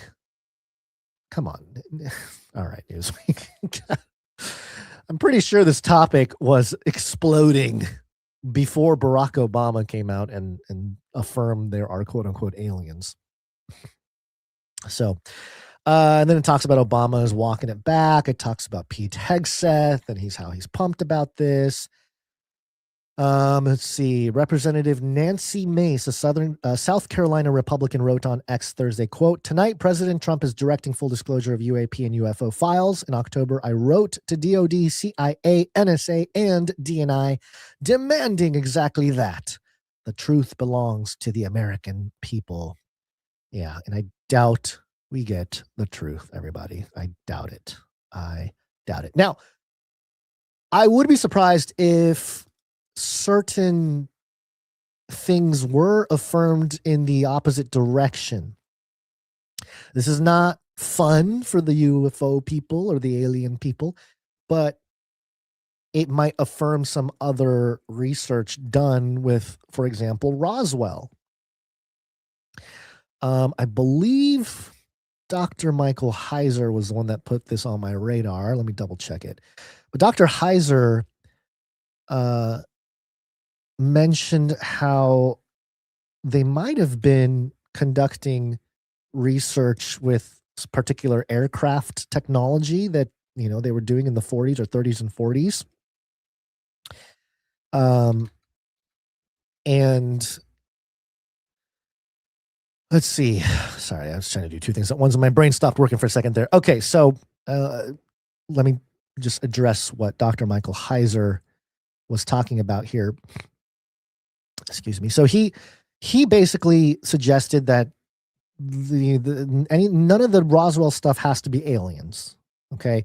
And in fact, aliens is a great cover up for what was really going on, which is likely a little bit more disturbing, using I forget the name of the disease. There's a certain type of disease where people don't develop and they actually kind of look like aliens, like the gray aliens, the way their eyes and their body develops. And Dr. Michael Heiser suggested maybe it was one of those people, poor people, that were thrown, because they're kind of like a waste in society.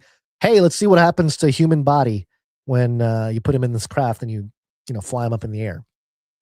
Because it's hard for me to believe that aliens would travel, hundreds of billions of galaxies to the Earth and then, it crashed. I just don't think that's a thing. If they're that technologically advanced, why are they crashing, on American soil?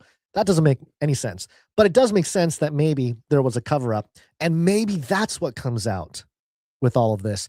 And actually, that would be very interesting, because think about discrediting the UFO, or at least major pillars of the traditional UFO topic contemporarily. The Roswell crash, Benny and Barney Hill's another one that I think if you dig in, that wasn't aliens. I think it was government pretending to be aliens, in my opinion. I think that so anyway, theories, but there'll probably be some anomalous reporting that does come out, but wouldn't it be interesting if the opposite effect took place with this disclosure and we found out that no, we didn't find aliens in the documents, but we did find that the US government told everybody to talk about aliens with the Roswell crash because they couldn't tell the public that they were doing some crazy experiments and, inhumane experiments would not fly. So the alien conversation is perfect, gets everyone riled up, gets everyone talking. A whole industry can be spun up with it. You get tourism in certain locations. I mean, the whole thing is just perfect propaganda. That should be a thing. We should have a jingle for perfect propaganda or something. Let's see. We do have this propaganda one. Let's see. Where's my propaganda? Huh? Oh, I'm spelling propaganda wrong. Spelling would be good. Let's see. Here it is. State-sponsored propaganda machinery. Yeah, there you go. State-sponsored. The state telling everybody, hey, you know what it would be? It wouldn't be the official government saying it. It would be the official governments and people in black suits and stuff going to the newspapers and saying like, hey, I heard it was aliens. I think there's like a Simpsons scene where Bart Simpson causes trouble. He goes into like I forget what it was. It was like some older folks playing some, I don't know, checkers or something. And he makes these voices and starts causing everybody to fight. He'll be like, hey, I heard you, were looking at my wife. And then the other guy over here like, hey, what are you doing staring at my wife? And they all get up and then, all the old guys are mad and yelling at each other and beating each other up. I kind of feel like that's what the U.S. government does when they don't want the attention on them. They will get other people to fight. In fact, I think that's a very good tactic for, certain groups of people or an elite group to use often. Get everybody else fighting each other while the real perpetrators sit quietly and rake in the benefits. So that's the UFO thing here with Trump. Obviously, the conversation is always, or has always been, hey, there's a great deception being planned. And everybody is up to speed on Project Bluebeam. Everyone's saying this, everyone's saying that. And as I talk through this, I'm really starting to think that some of the big UFO stories are going to get debunked with the release. And you heard it here first. And I will stand on my soapbox and say, I called it, if that is the case. And you guys will all know that I said it first. No, I'm just kidding. I mean, I'm sure there's somebody else that has said that too. So let's continue on here from aliens to tariffs, the boring stuff. Just real quick, last week we had the SCOTUS result for the tariffs. Fall in line or this coat is neat. Peace, brother. Now, everybody know I am the judge. Hear ye! Hear ye! Fully operational, huh? Well, I'll be the judge of that. So we have CNBC here with the report. U.S. importers still paying Trump's illegal tariffs even after Supreme Court ruling. What are they doing? Got the bullet points here. Despite Friday's Supreme Court ruling that President Donald Trump's reciprocal tariffs are illegal, U.S. importers are still paying duties on goods entering the country. U.S. Customs has not yet updated its cargo system management service to remove the tariffs imposed by Trump under the International Emergency Economic Powers Act. An estimated 211,000 containers of goods valued at $8.2 billion that arrived in U.S. ports between Friday and Sunday, according to Vision, will still be subject to IEEPA tariffs.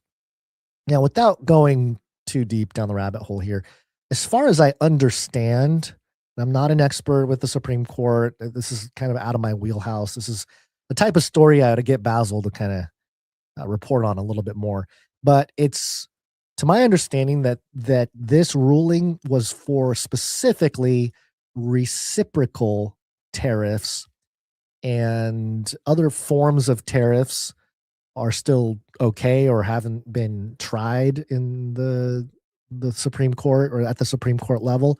So while, yes, this particular type of tariff is deemed illegal, it may not be. It's too technical for me. Like I don't know all the ins and outs, but it appears to me that maybe it's not the full story. It's because most people are seeing it as, oh, the SCOTUS called it illegal, all tariffs are illegal, but that's not the case. It's this particular one, and that's normally how it works, right? You got one thing going on, and then the narrative gets taken to another level, but the reality is somewhere not so far into the realms of speculation in that regard. So there you go. I'm not going to spend too much time on this because I don't know much about it other than that the Supreme Court said it was illegal. Trump said no, it's not. Oh, you know what? I forgot about this. I have to call an audible here. And there's a thing going around where a caller for a show, he said his name was John Barron. And let me know if you recognize this voice. It was on C-SPAN. So you know how C-SPAN does callers. Somebody called into C-SPAN talking about the Trump tariffs, and this is what they said. Well, this is John Barron, and this is the worst decision you ever have in your life, practically. Jack's going to agree with me, right? But this is a terrible decision. And you have Hakeem Jeffries, he's a dope, and you have Chuck Schumer, who can't cook a cheeseburger. Of course these people are happy. But true Americans will not be happy. And you have the woman earlier, I assume she's a woman, she's a Democrat, but she said she's disgraced. She's devastated. All right, by John. this. We'll go to Chester, who's in Baton Rouge, Louisiana, Democratic caller. They cut him off, but everyone is speculating that was President Donald Trump calling in as John Barron and making a fuss about the Supreme Court decision. And apparently, this is not the first time this has happened. Allegedly, Trump has done this before, and or maybe somebody is doing the Trump voice and calling in. There's several Trump impersonators that are very good. So maybe that's what was going on here. But overall, I think it's hilarious. They didn't know what to do. They're like, oh, okay, we'll move on. I'm sure somebody in the back room was like, that's Trump. That's Donald Trump, freaking out. Cut him off. So anyway, I thought that was a funny little thing that happened in light of this whole tariff situation. And if I'm not mistaken, Trump came out and said, like, I'm a ruler, I'll do whatever I want or something. Which, I know people get triggered with stuff like that because it makes it sound like I'm a Democrat, like I support Democrats. And the nuance is just lost on people. And I say that to bring us into this next Trump thing. Zionist. Here's Donald Trump on C-SPAN with Benjamin Netanyahu. Just last week, there was a little exchange of items. This was a special token of affection given by myself and the First Lady to Prime Minister and the First Lady of Israel. And it's a key. We call it a key to the White House, and it's a key to our country and to our hearts. And you've been an amazing leader for a long period of time. And this is, in many respects, the big day, because this is something that's very special. And we just left UAE and Bahrain. We're going to meet outside in a ceremony. And it's just a very important event, and it's an honor to have you with us, baby. Thank you very much. Thank you, Mr. President. And I have said, and this is true, that you have the key to the hearts of the people of Israel because of all the great things you've done for the Jewish state and the Jewish people. So thank you. Thank you very much. Thank you. Okay. So Benjamin Netanyahu, the Prime Minister of Israel, received the key to the White House. Now, if you have paid attention to what the Epstein files have really unleashed, which is confirmation of Epstein's Mossad connection and also his sort of Jewish supremacy, let's just call it for what it is. Everybody's talking about the rest of the Goyim and all this kind of stuff. Well, in that context, the optics of handing the keys of the White House to the Prime Minister of Israel is maybe the most egregious. I think they're trying to get Americans paying attention to be extra angry. Because, first of all, it seems the United States is occupied by a foreign nation, multiple foreign nations, but one of the more stronger foreign nations that has a grip on this country seems to be Israel. I was born in a time when you could not speak ill of the Jewish people because they suffered the Holocaust. They were victims, and we shall not speak negative of them. And that was the world that we grew up in, or at least I grew up in. And now things have flipped where more and more people are starting to recognize maybe there's a little bit of authoritarianism, a little breach of ethics when it comes to the activities of the modern nation state Israel and the government, specifically, the political Zionists. And this is, again, another conversation that is nuanced because I'm not talking about all Jews. We're not talking about Jews in America per se. We are talking about the elite here, a very select few who happen to be ethnically claimed Jewish, although that, again, is also up to debate. The internet is exploding about the Khazar myth over again and saying that, hey, Benjamin Netanyahu is from Spain and Poland. His bloodline is Spain and Poland. He doesn't even have Irish blood. How is he the prime minister? All these things. These are all old conversations, but they're being recycled. They're being brought back up for general public consumption now. I mean, 10 years ago, I think it would have been hard to have this discussion. Much easier when, there's proof in the Epstein files and stuff. So that conversation is taking place, and it's becoming apparent that the United States, or at least the president, is not independent. Okay. They're under the directive of someone else. And there have been plenty of people like Mike Huckabee who have come out and here's the thing, I understand the different viewpoints of people, especially when, they get mingled into that level of elite, and not just mingled in like, hey, I'm rubbing shoulders with them. No, like, hey, my grandkids are now related to Jewish people because the marriage and stuff like that. That's what I'm talking about, where it's not just this political or geopolitical thing. It becomes, hey, my family is being intertwined into this whole thing. And it becomes it supercharges the geopolitics, I suppose, and in both directions, either pro-Israel or anti-Israel. And again, it's very easy to pin it on one people group. We have always been very critical of a lot of groups, including political Zionists. It's what got me canceled off the Bible prophecy circuit in America, is asking questions about political Zionism, because I questioned why we're sending money and weapons to Israel back in 2015. That was the end of Gons getting any kind of attention on big Bible prophecy shows out there, which was fine with me. I'm okay with that. I'd rather seek the truth than, comply so I can make a buck. But here I am, I can't afford groceries. But it's okay. These are decisions that you have to make, So in my opinion, the modern nation state Israel, or at least the leadership there, the elite class, the Mossad, whatever you want to call it, they have a back door to the White House already. Okay. So let's just make it official. Let's give them the key to the front door. Okay. And that's what happened here. It's just kind of crazy, man. It's crazy. And of course, Israel is part of the Board of Peace that Trump put together. But of course, Israel came out and said, we will not pay a single penny to the Board of Peace, whereas other nations have to be a part of, they got to pay to play kind of thing. But the Jerusalem Post published an opinion piece. Who is this written by? Louis Rene Barris. And they published an article titled, Trump's Board of Peace Won't Stop Jihadist Terror Against Israel. Opinion. There's a few pieces in here that I thought is worth noting here.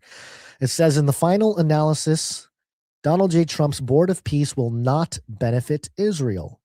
Among other things, this is because the American president's cobbled together peace plan is oriented only to superficial remediation. In essence, Trump's board, quote unquote, deals with symptoms of the terrorism, quote unquote, disease, but ignores the critical root causes.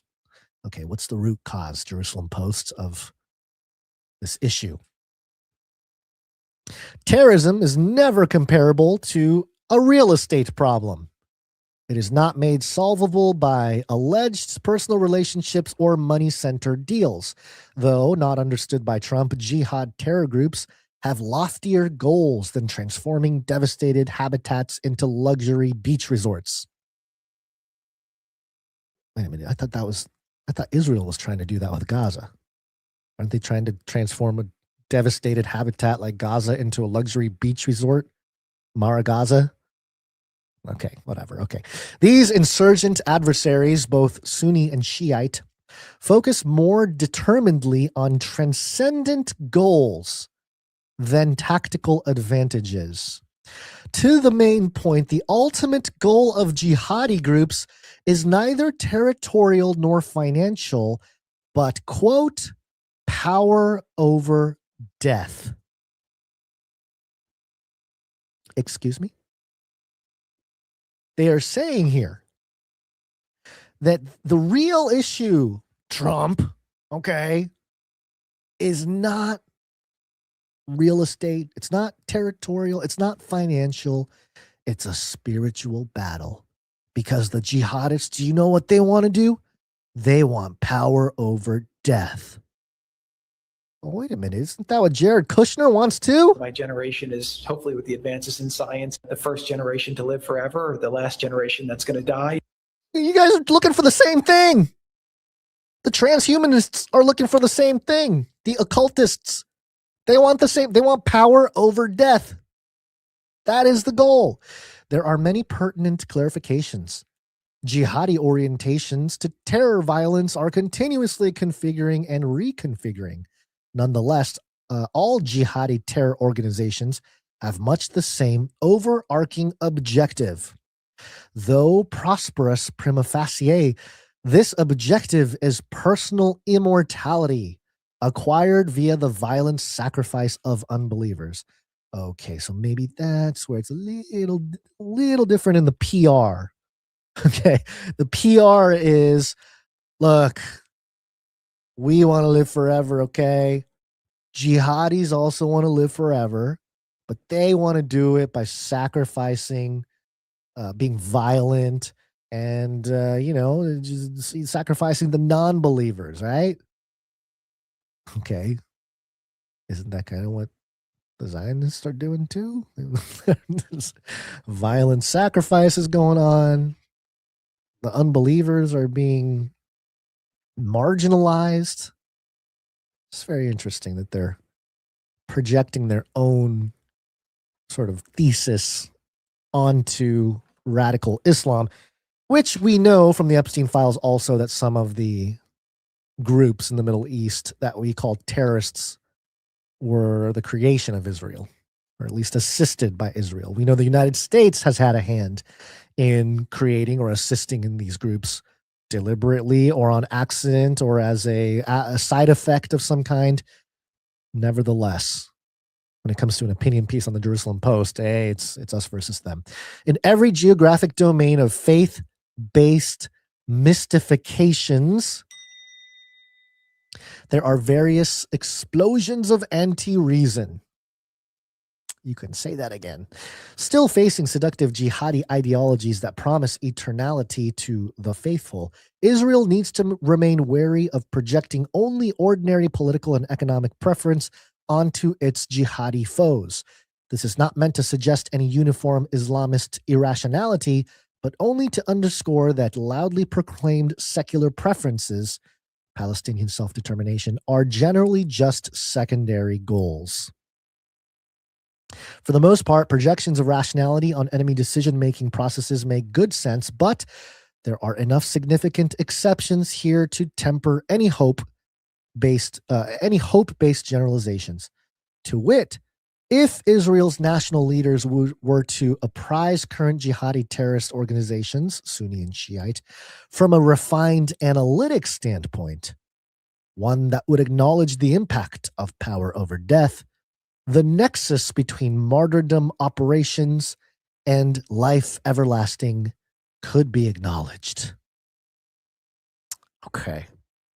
So what they're saying is, so if Israel talks to the jihadists and they talk about this in the context of, hey, you want power over death, we want power over death, let's kind of work things out, okay? We can get along here.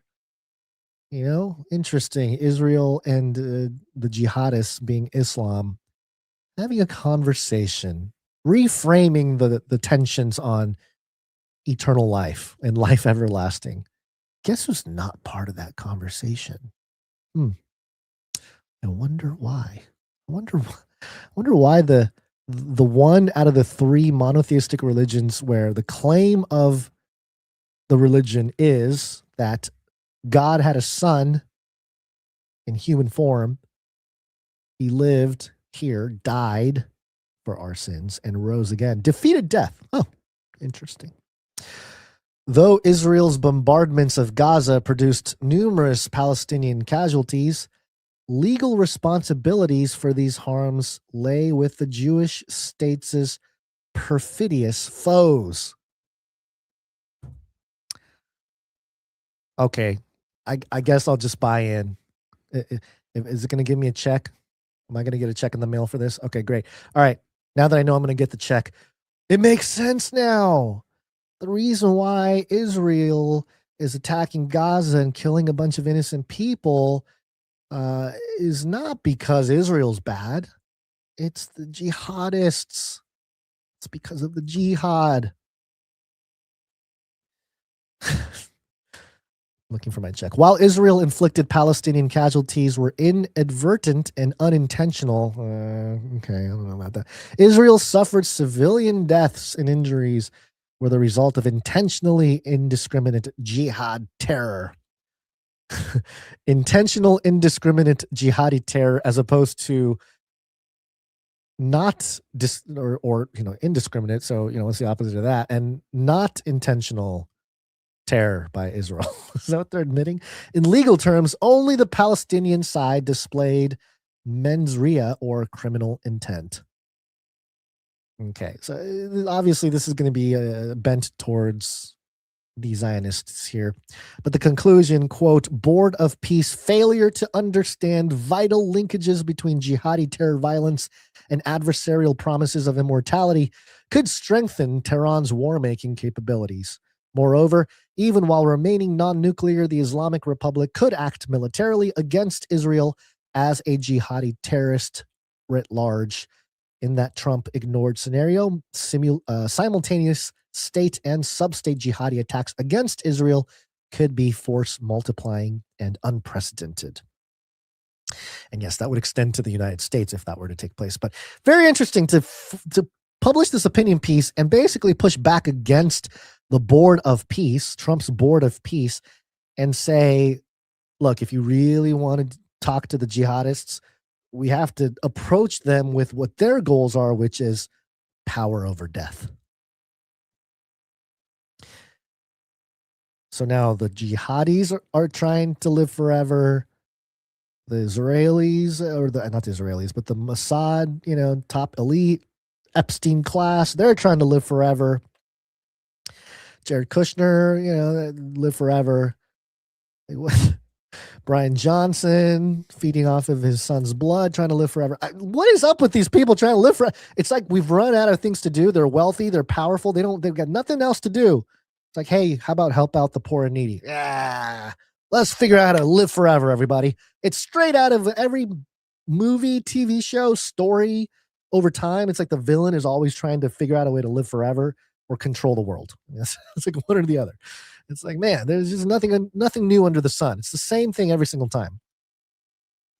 And to put a bow on top of this whole thing, Newsmax, which is sort of framed as the conservative news, the cable news channel, was dropping theology for all of us. You go to any church or government building, the cornerstone is most often visible. It's not usually buried in some dark subterranean corner of the foundation, never to be seen. It is the stone from which the building springs upward. There can be no doubt, however, that the building that became Western political thought and therefore the free world was built on a foundation of Judaism. Without millennia of Jewish faith and struggle, there is no Christianity. Okay, before we continue here, he's got a graphic on the screen. It says Western civilization, and it's a triangle. On the base of the triangle is the Star of Renfam, the hexagram, or not the hexagram, the hexagram, the six-pointed star, and it says Judaism. That's the foundation layer. Next up is Christ. Then above that is Christianity. At the very top of the pyramid is USA. So that's the graphic that he's talking about as he explains how Western civilization would not exist without Judaism? The foundation is an often unseen and much smaller component of the building structure, but it is nonetheless completely indispensable. After thousands of years of war and diaspora, Israel represents the enduring presence of Jews in the Holy Land and the protection of that biblical history. Communists and Islamists understand the critical nature of Jews and Judaism to human society. It's fundamental. That's why they attack Judaism, not just Israel, and they want to see it erased from the Middle East. Israel is therefore not just a political jurisdiction. It is a representation of Jewish political, economic, and spiritual power that is related to Christianity and related to Western society and the free world. The jihadists and the Marxists both know that a building unsupported by its foundation will crumble. If Judaism is broken through the erasure of Jews from the Middle East, which is the goal of the Palestinians and the radical Islamists, then Christianity will also become more vulnerable. Spreading generically anti-Israel messaging is anti-Semitic because weakening Israel's right to existence will lead to not only the killing of more Jews, but the erosion of Judeo-Christian principles upon which the Western world is based. I would say that take is not based, a very not based take by this guy on Newsmax. I don't boast or say this for boasting purposes, but I did say that they're going to use the Judeo-Christian narrative, like the splitting of Judeo and Christian is part of the big op. And my goodness, has that been the case when it comes to all this today? Now, one of the big crucial mistakes here that this guy makes in presenting this is a sweeping generalization when he says Judaism. Because we know that modern Judaism is not the same as Old Testament religious worldview. Of course, they're, successive in a sense. But rabbinic Judaism formed after 70 AD, after the temple was destroyed.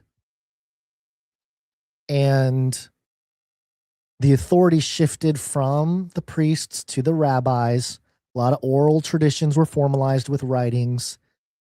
And the Mishnah, specifically in 8200, started the formation of modern Judaism. And then, of course, between 400 and 600 AD, that's when the Talmud really became the foundation of modern Judaism. So modern Judaism is not the same as biblical Old Testament. You can call it Judaism if you want. It's just Old Testament worldview. And it's to the point now where there are communities of Jewish people who are pushing back against political Zionism. And they're saying, look, we're Torah-based Jews, and we reject political Zionism. So, I think everybody's a little guilty here. You got the what is being labeled the woke right? This new class, the Nick Fuentes types were coming in and saying, hey, pro-Nazi, Hitler was right. And, all Jews need to be in jail, or, get rid of whatever their messaging is. You can call it anti-Semitic or whatever, but it's really the people that are saying all that stuff. They're not like hating Jewish people as a whole. Okay. There may be some people that are not, thrilled with Jewish people, but in general, they're more talking about the elite, our government, and foreign occupation in our country. Like, that's what they're mad about. If I can summarize it really, really broadly, it's not about individuals hating other individual Jews.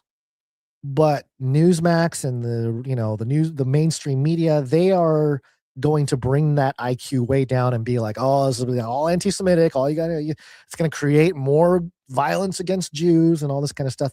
Well, no, not if Torah-based Jews are out there saying, hey, hello, we are technically citizens of Israel or modern Israel.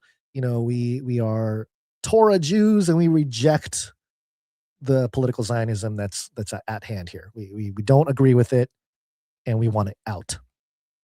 You got to find the balance there when it comes to some of this stuff, because it is easy to get carried away into one narrative.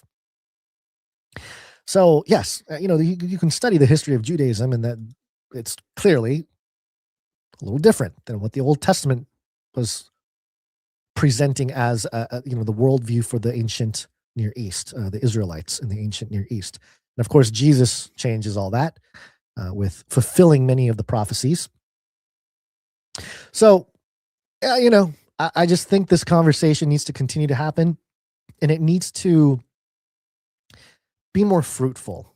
It is too easy right now to just politically point people and call them heretics or whatever. I'm seeing somebody like, and I'll just name them because it's, whatever. It's out in public anyway. It's out there. There is a lady. Let's see. Her name is Melissa Doherty, and she's a fellow Christian, and her work on New Thought, which is like a core New Age movement, like an older New Age movement. Her work on that is really, really good. Like, she did a great job exposing the New Thought movement and how it's creeping into the church. So I really support that kind of work, because a lot of what I talked about with Age of Deceit had similar themes of New Age and people channeling entities and stuff like that. But Melissa's gotten pretty political, and she's taking a particular side in the political debate. And for example, she said this: the woke right is a Jew-hating conspiratorial mind virus that is devouring young men. Okay, so all right. Okay, sure. I know young men right now are listening to the Nick Fuenteses. I'm not saying that is healthy. And I can see what she's saying, that a very similar, the similar ways in which the left basically took a generation and got them all confused about all kinds of things like gender and, whatever. A similar type of tactic is being deployed with the far right, quote unquote, as the woke right, as she's calling it. And she's basically saying that this whole thing, this Jew-hating conspiratorial mind virus. And again, it's one of those things where it's like, sure, yeah, there may be some people that are behaving or, expressing this at that level. But I really think a majority of the people are just upset that there's a foreign country that is occupying our country. That's it. The president of the United States is handing the key to the White House to a prime minister of another country, who just so happens to have a lot of influence in America. And I'm not even saying that, they have it fully under lock, which I don't know, some people might argue that. Certainly they have an outnumbered ratio of folks who are in high positions of influence and power monetarily and politically. So those are just facts. The Epstein files show that there is a air of pride and not a good pride, like a supremacy going on with that stuff. Now Melissa mentions some stuff that she, some interviews that she did with some folks. Then she says, the best way to fight bad ideas is with good ideas. I'm glad Huckabee mopped the floor with Tucker. And that is, she quote posted Ambassador Mike Huckabee, who's calling out Nazi sympathizer Nick Fuentes and all these different things. Tucker Carlson, blah, blah, blah, blah. It is based on this interview that Tucker did with Huckabee, and basically Tucker pulled the why doesn't Bieber do a DNA test? Why did you do a DNA test? Tell us how Jewish he is and all this stuff. And again, that's another conversation to have. And I've gone down that rabbit trail, and we know that modern citizens of Israel have less genetic markers of the Levant in that region than the Palestinians do, because the Palestinians have been there the whole time. And then, a good majority of the Jewish people after 70 AD went into diaspora. They didn't have a home country. They, whatever. They were the wandering group that it is fairly miraculous that they did not get completely wiped out. I would argue maybe there is some allowance of what appears to be supernatural with the reformation of the nation. It is quite remarkable in a sense, but at the same time, it doesn't mean that Bible prophecy was fulfilled to the T. Maybe a few words in some of the archetypalism, but no more than that. Like I've really of Bible prophecy was fulfilled in 1940. Mine are really on that bandwagon. Break fellowship, love a debate or conversation about it with friends, family, whoever it might be. But in general, the cultural narrative being crafted here is very us versus them. Everyone's taking sides. Everyone has their scapegoat on either side. Man, Mike Huckabee can't stop talking about Nick Fuentes. Like all these guys, all these pro-Zionist guys, these Christian Zionists, all they can do is bring up Tucker Carlson and Nick Fuentes. They just cannot help themselves. And that goes for Melissa too. She brings up Tucker Carlson and Nick Fuentes quite often in her posts. And I don't know. It's just, it's taking the bait. It really is to me. It's like taking the low-hanging fruit bait. And because we know, at least on this show, it's not right or left. It's a big op. The whole thing is an op. And to take sides with it is just, man, you're setting yourself up for disappointment. You're setting yourself up to be deceived in a sense. So, I'm just praying for Melissa over there and trying to get her to step away from some of that bandwagon stuff when it comes to this particular issue. But, to each their own. And just to put a cherry on top, we talked about the Israeli bobsled team that their stuff was stolen, and we were talking a couple episodes ago about how they're trying to create that story, the Cool Runnings story for the Israeli bobsled team. But unfortunately here, this is how it concluded at the Winter Olympics. According to timesofisrael.com, Israel disqualifies its own Olympic bobsleigh team for lying to officials. Oh, man. Can't make this up, man. You can't make this up. In a shock move, Israel's bobsleigh team was barred by Israeli Olympic officials from competing its competition on Sunday in the four-man event at the 2026 Winter Games. So it's not even the Olympic Committee. It's the Israeli Olympic officials. What is going on? In a statement to the Times of Israel early Sunday, the Olympic Committee of Israel said it disqualified the team for competing after one of its athletes lied to Olympic officials in order to allow their teammate, Ward Fariseh,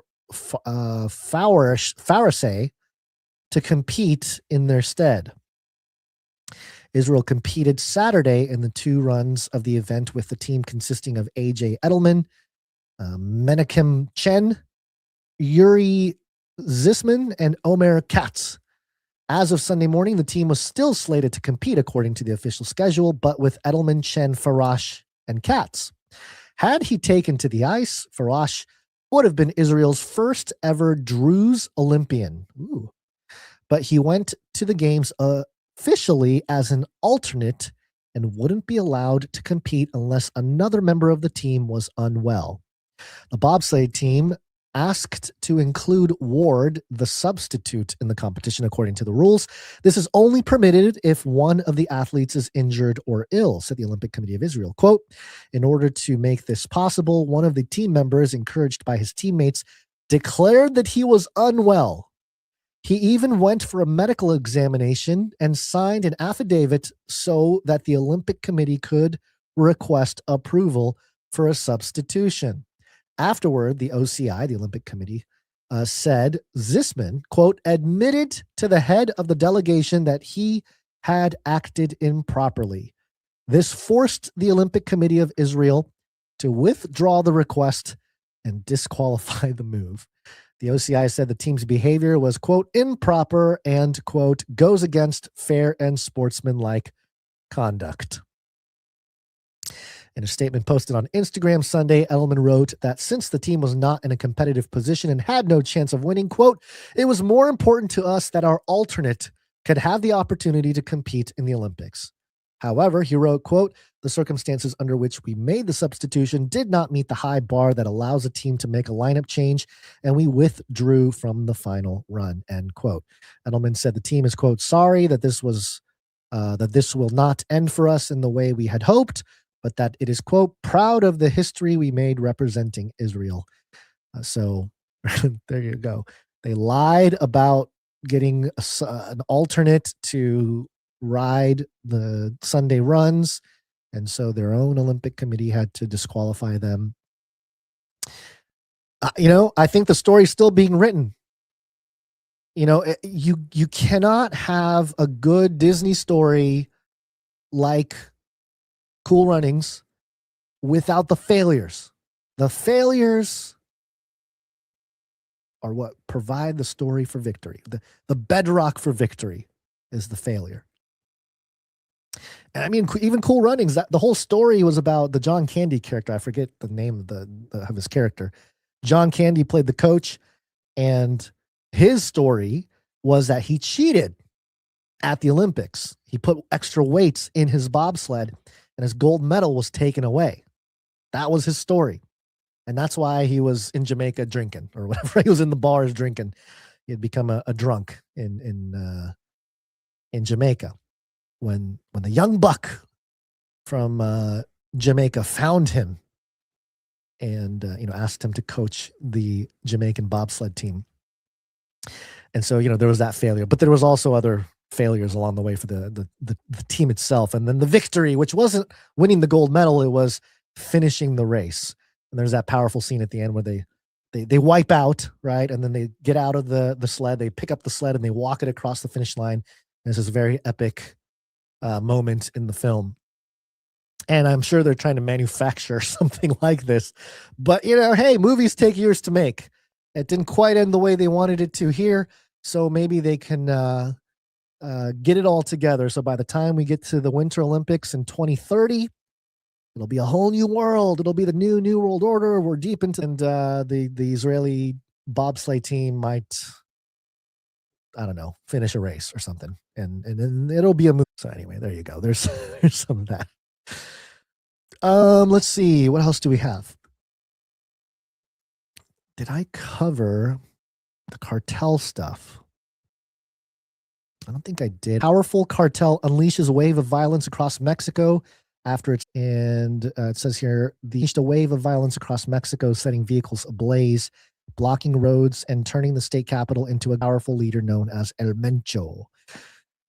And there's a lot of troubling footage coming out of Mexico, a lot of places burning and kind of property, and we're posting pictures of the cartel, and they have like crazy awesome gear. Like their gear looks so good. Like, hey, they look ready to spawn in some kind of first person shooter game. They got all the military looking equipment. They got the armor, they got the weapons, they got the communication apparatus, they got the helmets and the mask. And it was reported that the Mexican cartel generates about $40 billion of income, and they got submarines, and they got a whole thing.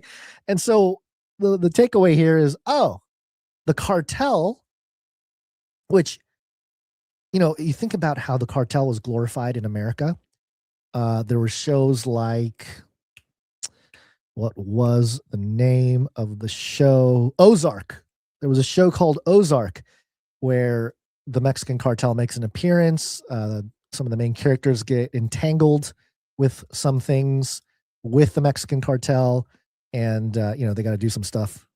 And the way they present the Mexican cartels in movies is always like, he's out in the outskirts, and they kind of live like nomads. They take over a territory, but the leader is just he's in this tent, or she's in this tent in the Ozarks, and they're kind of like low grade, sort of wealthy but not technological is the way they're presented.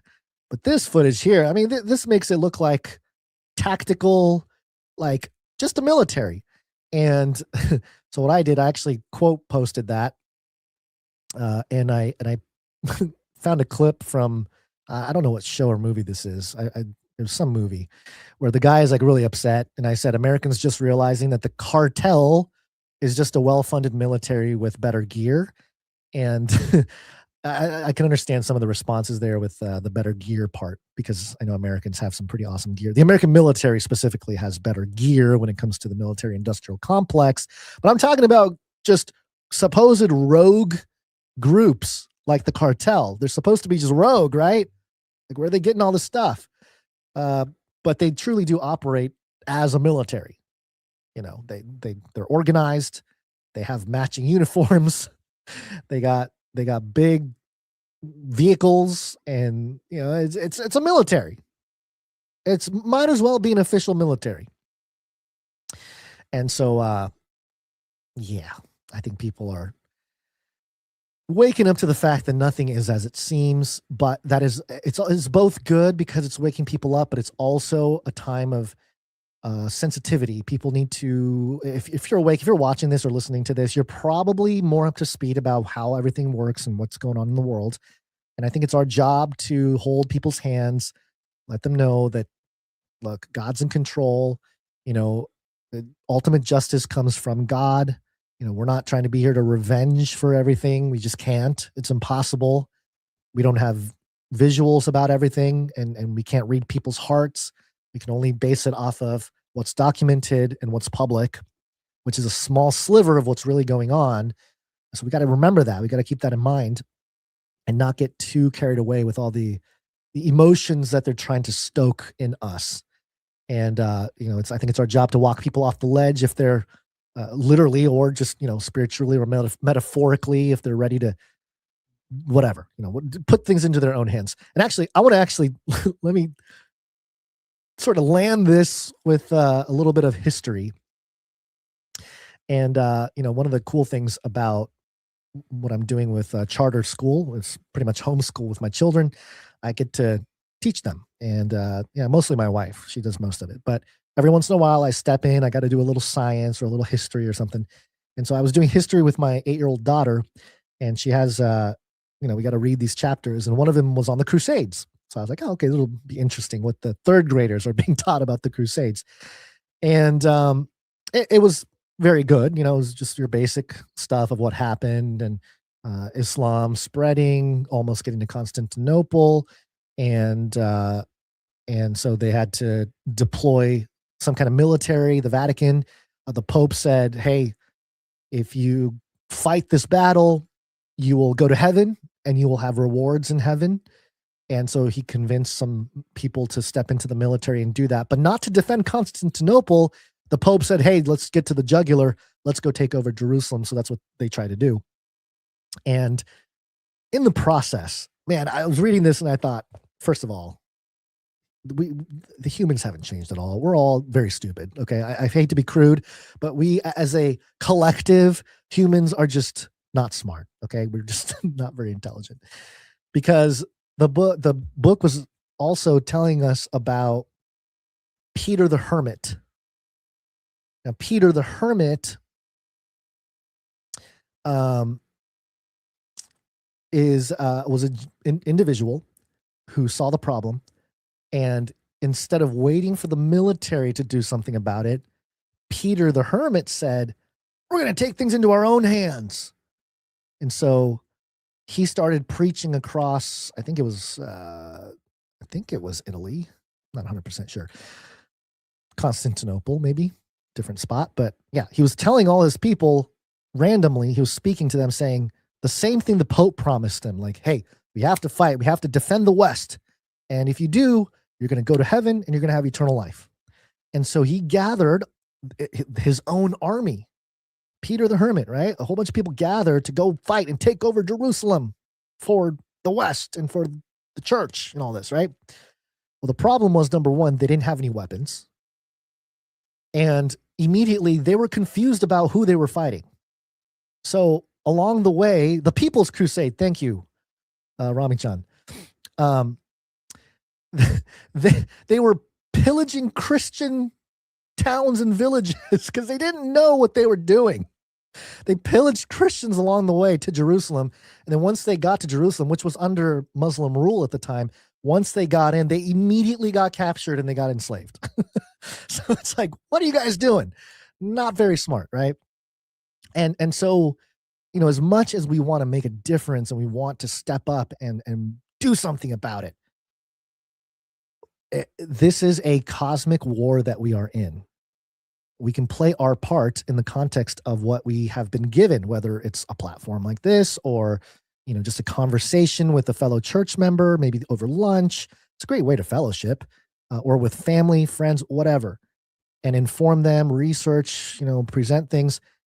But if you think that you're going to be able to mass some kind of like militant response against the system, hey, maybe you pull it off. But even if you do, to what end? What, you guys are going to take the helm now? What, Nick Fuentes is going to bring a rebellion? We're going to take down the pedo elite Zionists? Congratulations. Who's taking the driver's seat? Nick Fuentes?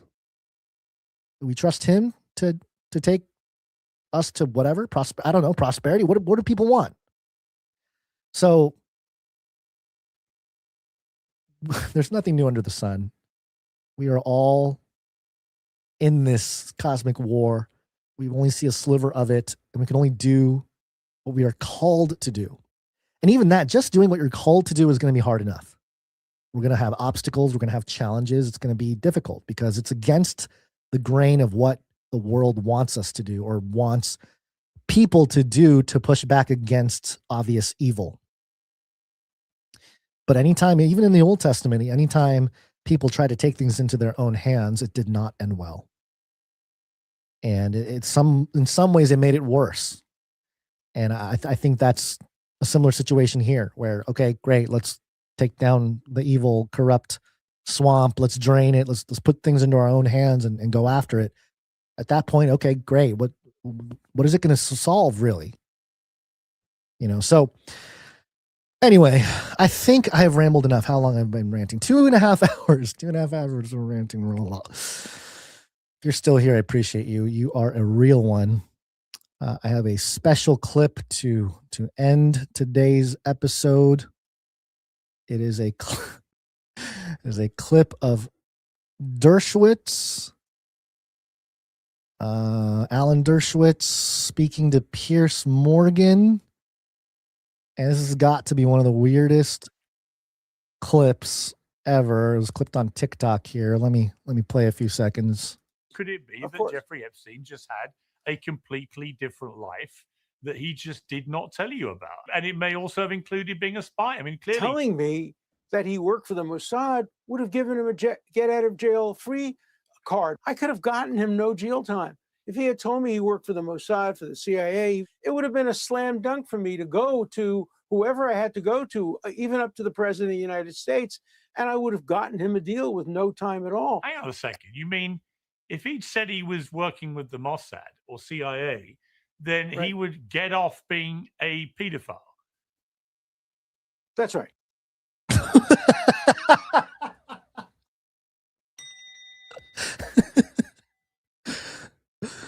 Oh, we either laugh or cry, folks. You gotta just laugh or cry. I mean, Piers Morgan saying, wait a minute. So if Epstein admitted that he was Mossad or CIA, you would have let him off of the pedophilia? And Dershowitz is like, yes, that's right.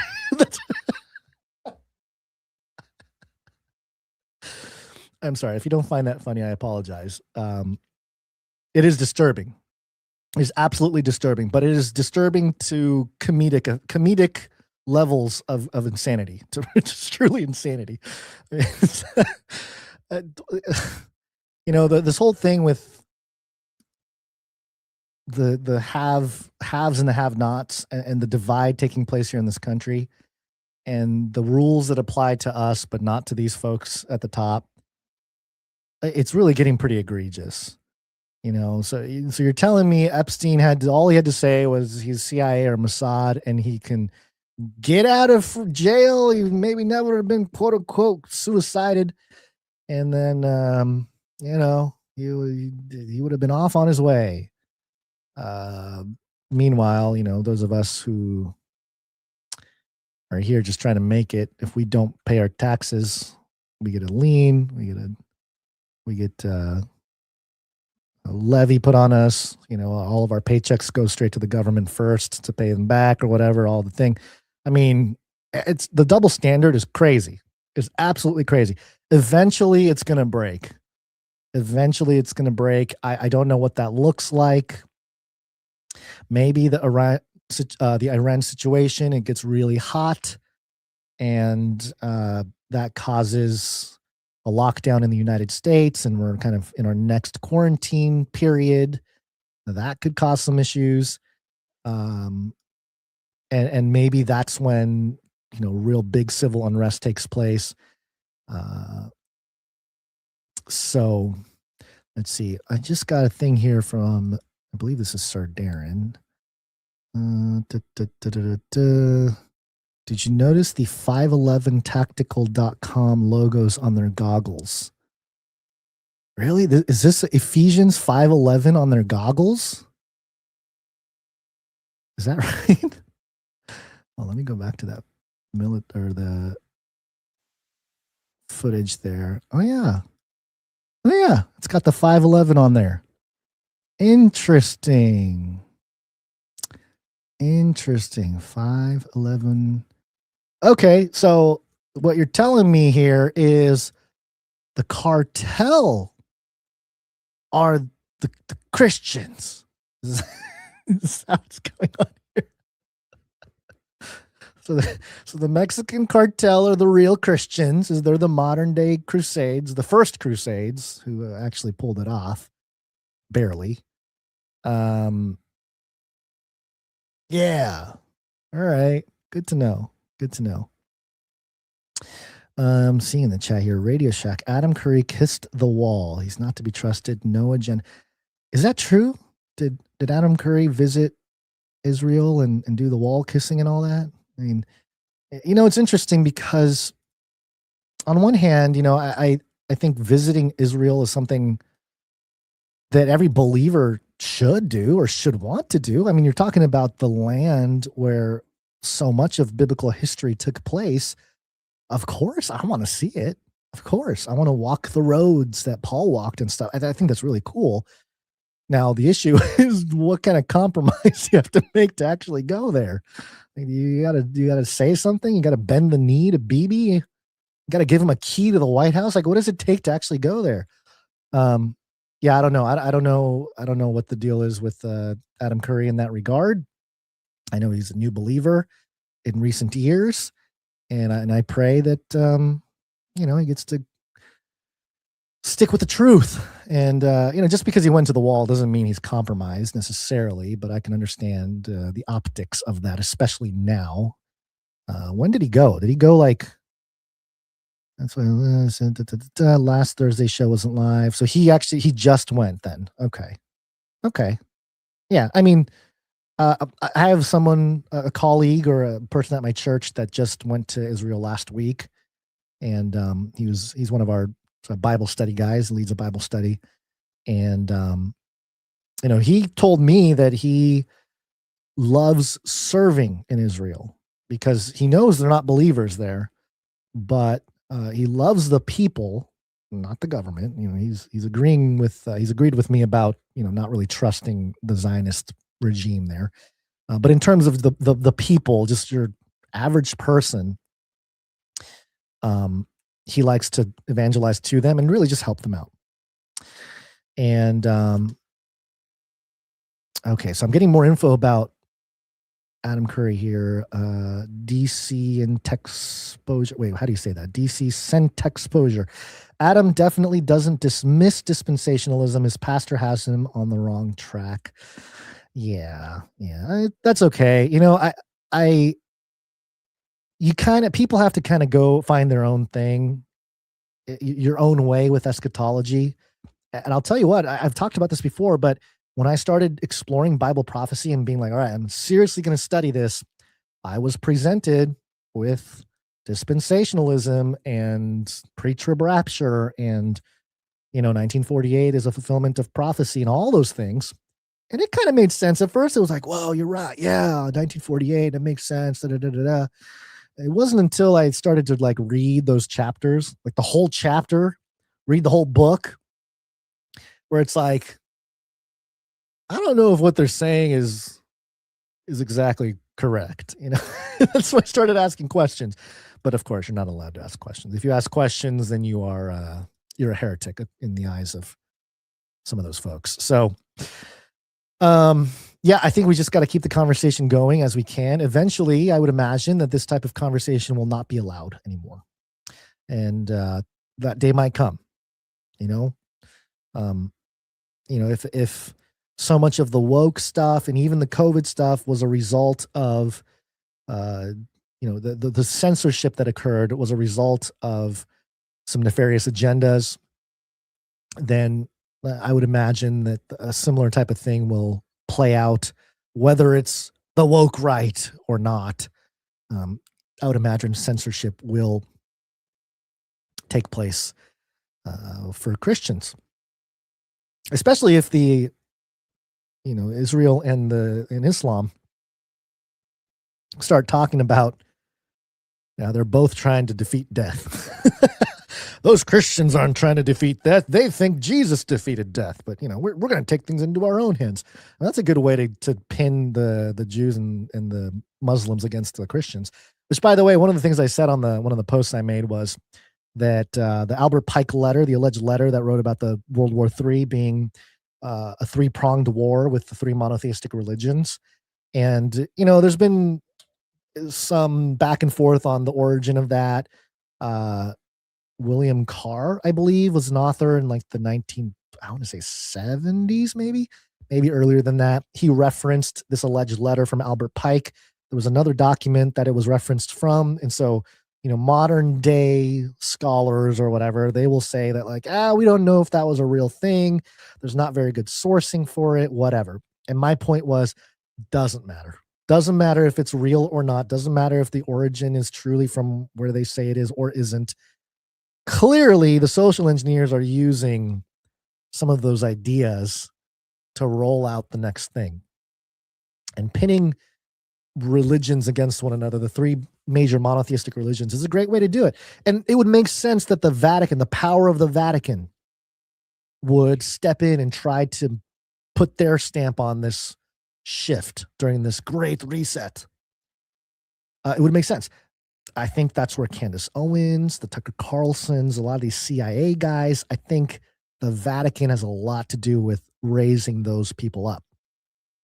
And then, of course, we have political Zionism, or what you may be called Judaism, or, more specifically, sort of a mystical Judaism, the Kabbalah, that group, obviously doing what they're doing and ruling the world through monetary control, legal control, other means that make it difficult for people without the resources to push back against. Then you have the Muslims, you have Islam, another huge religion worldwide. Most Muslims are not violent. They're not trying to take over everything. I suppose culturally or religiously, you can argue that maybe that's part of their doctrine. And certainly I'm not agreeing with things that are in the Quran. And even then, it's interesting because much like how if Christianity gets labeled, hey, look at the God of the Old Testament, he's just evil, he's killing everybody, blah, blah, blah, blah, blah. Well, you put it into the proper context of the Nephilim and the giants and some of that language about genocide from the Bible, from, protecting Israelites, makes a little bit more sense to protect the bloodline of the Messiah type thing. And something similar might be going on with Islam and the Quran. I haven't done my deep dive homework on that, so don't quote me on that. But I think it's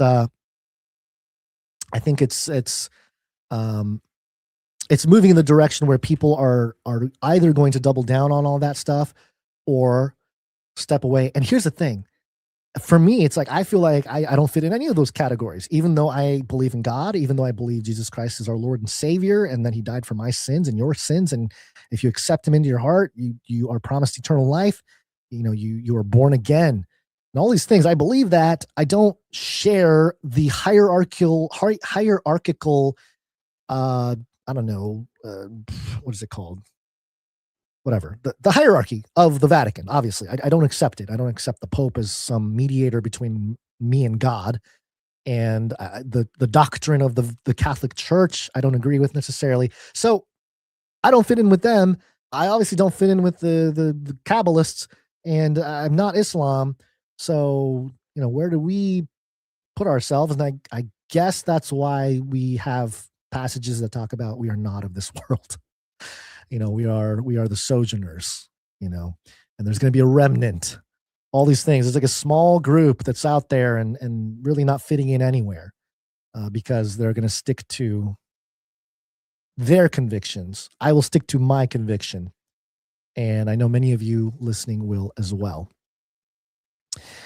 Okay. Yep. Some sentiment being mentioned in the chat makes sense. Yes, Vatican is run by the Jesuits. Yeah, this is what I mean. It's like the Jesuits versus the Zionists versus the Islamists.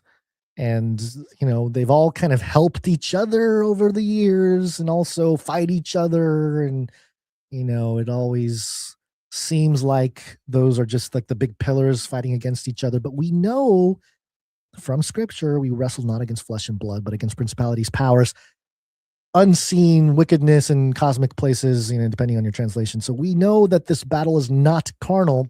So the spirits, plural, behind all those institutions may be one and the same. That's all I got to say. So, all right, I'm going to wrap it up here.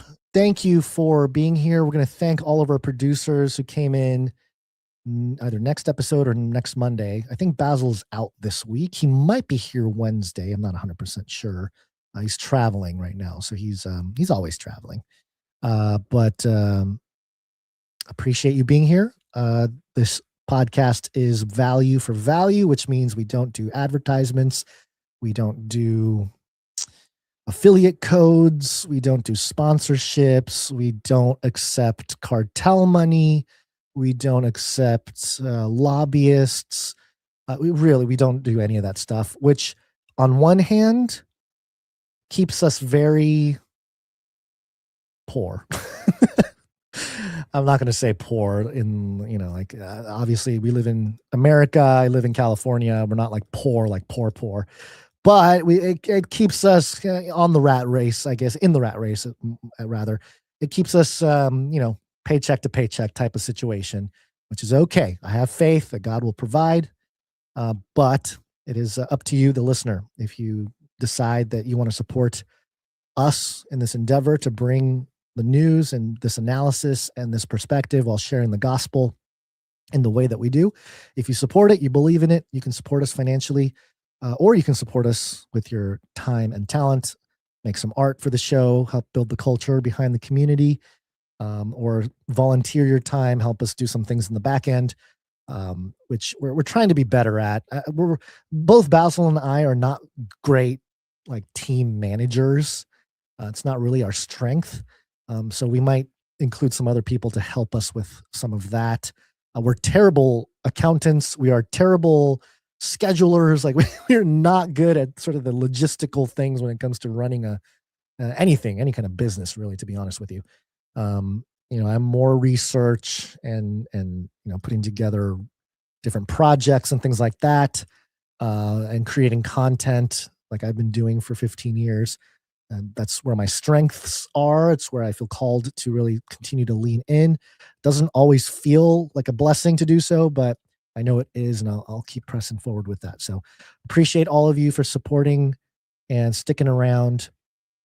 And I think that's it. Oh, you know what? I should mention that there are some meetups coming up. There's a meetup coming up this Saturday, I believe. Yep, this Saturday at North Glen, Colorado, Prost Brewing Company, North Glen, Colorado, February 28th, 3 p.m. RSVP Kona if you'd like to meet some Canarians in Colorado. And then on March 3rd at the Yuko Kitchen, we have a meetup with Andy in downtown Los Angeles. That'll be another good one. There's an RSVP for Andy there on the website, canarycrymeetups.com. Go check it out. Let's see, Canary Cry Supply Drop. We appreciate all the supply droppers. You guys are, it turns out you guys are really the lifeblood of, helping us wake up and realize that we can go another day doing this podcast. And again, things are getting a little tight, but the supply droppers, you guys have been very loyal and we appreciate you. Supply droppers are people coming in $33.33 a month. And we send out a little box of supplies, of things, of cool things every quarter, all Canary Cry branded and everything. It's a fun thing there. So if you're a part of the supply drop, thank you. Appreciate you. There's also Cage Rattler Coffee. It's one of our producers who put together Canary Cry branded coffee. This is not a product that we are selling, but it is something that one of our producers put together. Talk about parallel economy. And when you buy coffee from CageRattlerCoffee.com, a portion of that will go to support the show. So appreciate that. Cage Rattler Coffee, where value for value never tasted so good. In fact, I just grinded some of my dark roast the other day, and I'm drinking it right now. Some iced coffee. Delicious. Absolutely delicious. All right. Let's see. Thank you to all of our folks in the roundtable of knights and dames. You're exceptional. Thank you. I'd like to see more of you get into that realm, maybe over time. And let's see, who else do we need to thank? Oh, all the people with their talent, all the people with their time, like the timestampers. Timestamp, it's hard work. Timestamp. I believe, let me double check. Jade Bouncerson did last episode. Yep. Thank you. Appreciate you with that and catching up with everything. Thank you, Jade Bouncerson, and Morgan E. when she steps in to help out with the timestamps. Those are very important things for us. And I think that's it. Share the show. Share the show with friends, family. If you want to hear an Asian Christian guy ramble for 2.5 hours about world events, send him a copy of this episode. And yeah, maybe it'll scare them away. Or maybe not now. You know, maybe now is the time to get Canary Cry out there, because, you know, the topics are out in the culture now. It's no longer crazy to talk about transhumanism or some of these other things that are seemingly rolling out. And we got to pay attention to what comes next. I think that's something that we have been doing, but more explicitly over time. We will be more specific about maybe what kinds of things they are rolling out into the future. All you got to do is walk right up to your friend, family, pet, plant, and shake them. The end of the world occurred pretty much as we had predicted. I want to shake things up, stir up some controversy, rattle a few cages. Hey, stop that! You'll never silence me. I'm the last angry man, a crusader for the little guy. Leave the bird alone. Never. Rattle a few cages. Rattle a few cages. The human race will have every opportunity to improve. And if they don't? Ask Noah. All right, that will do it for today. Oh, you know what today was? It was Diocletian begins Rome's great persecution of Christians back in the year 303. All right. 1455, Johannes Gutenberg prints his first Bible. Wow. And also today was Banana Day, everybody. Banana Day. Go have a banana. Go give your child a banana. Go eat a banana. Do you like your bananas more green or more brown? Or just right? I used to be a brown banana guy, but over time I've become more of a greenish banana guy. I'm okay with the green bananas. So anyway. I like this on Radio Shack from Rumble. If you stop hearing the canary, that means things are about to get hairy. Yep. Very true. Very true. If you stop hearing from us, something terrible has happened to the world. All right. Go have a banana. Have an awesome day. We'll be back on Wednesday. Don't even get me started on Bidet's Day. Oh, that'll be fun. All right. I'll see you guys next time. And until then, think outside the cage. Reality is an illusion. The universe is a hologram. Buy gold. Buy!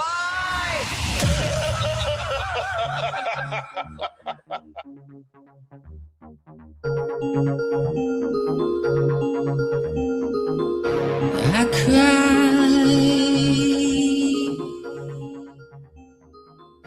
to the Lord with my voice, with my voice, and to the Lord did I make my supplication.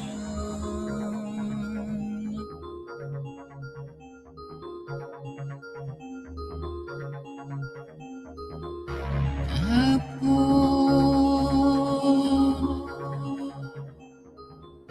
out my complaint before him.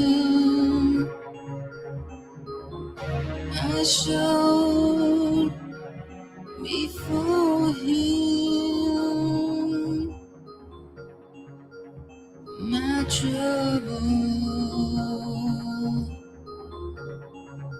My spirit was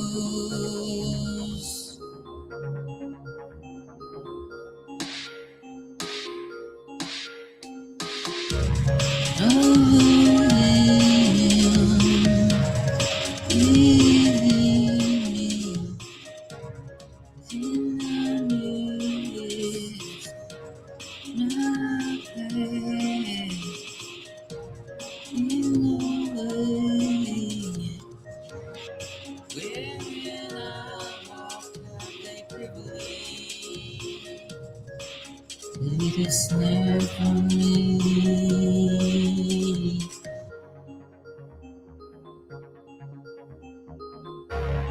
I lived on my right hand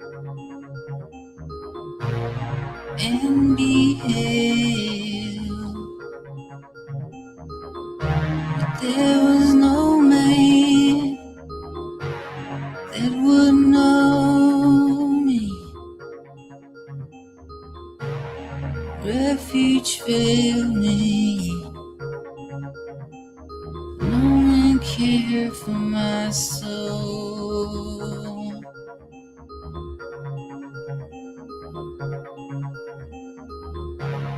I cried unto thee, oh Lord. I said, thou art my refuge and my portion. In the land of the living.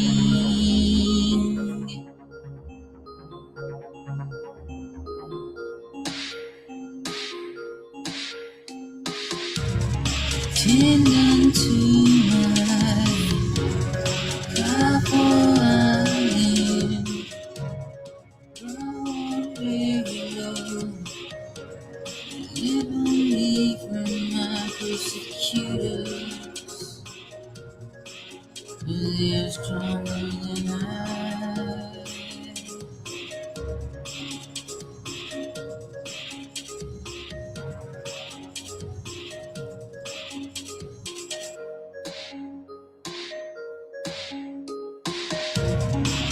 My soul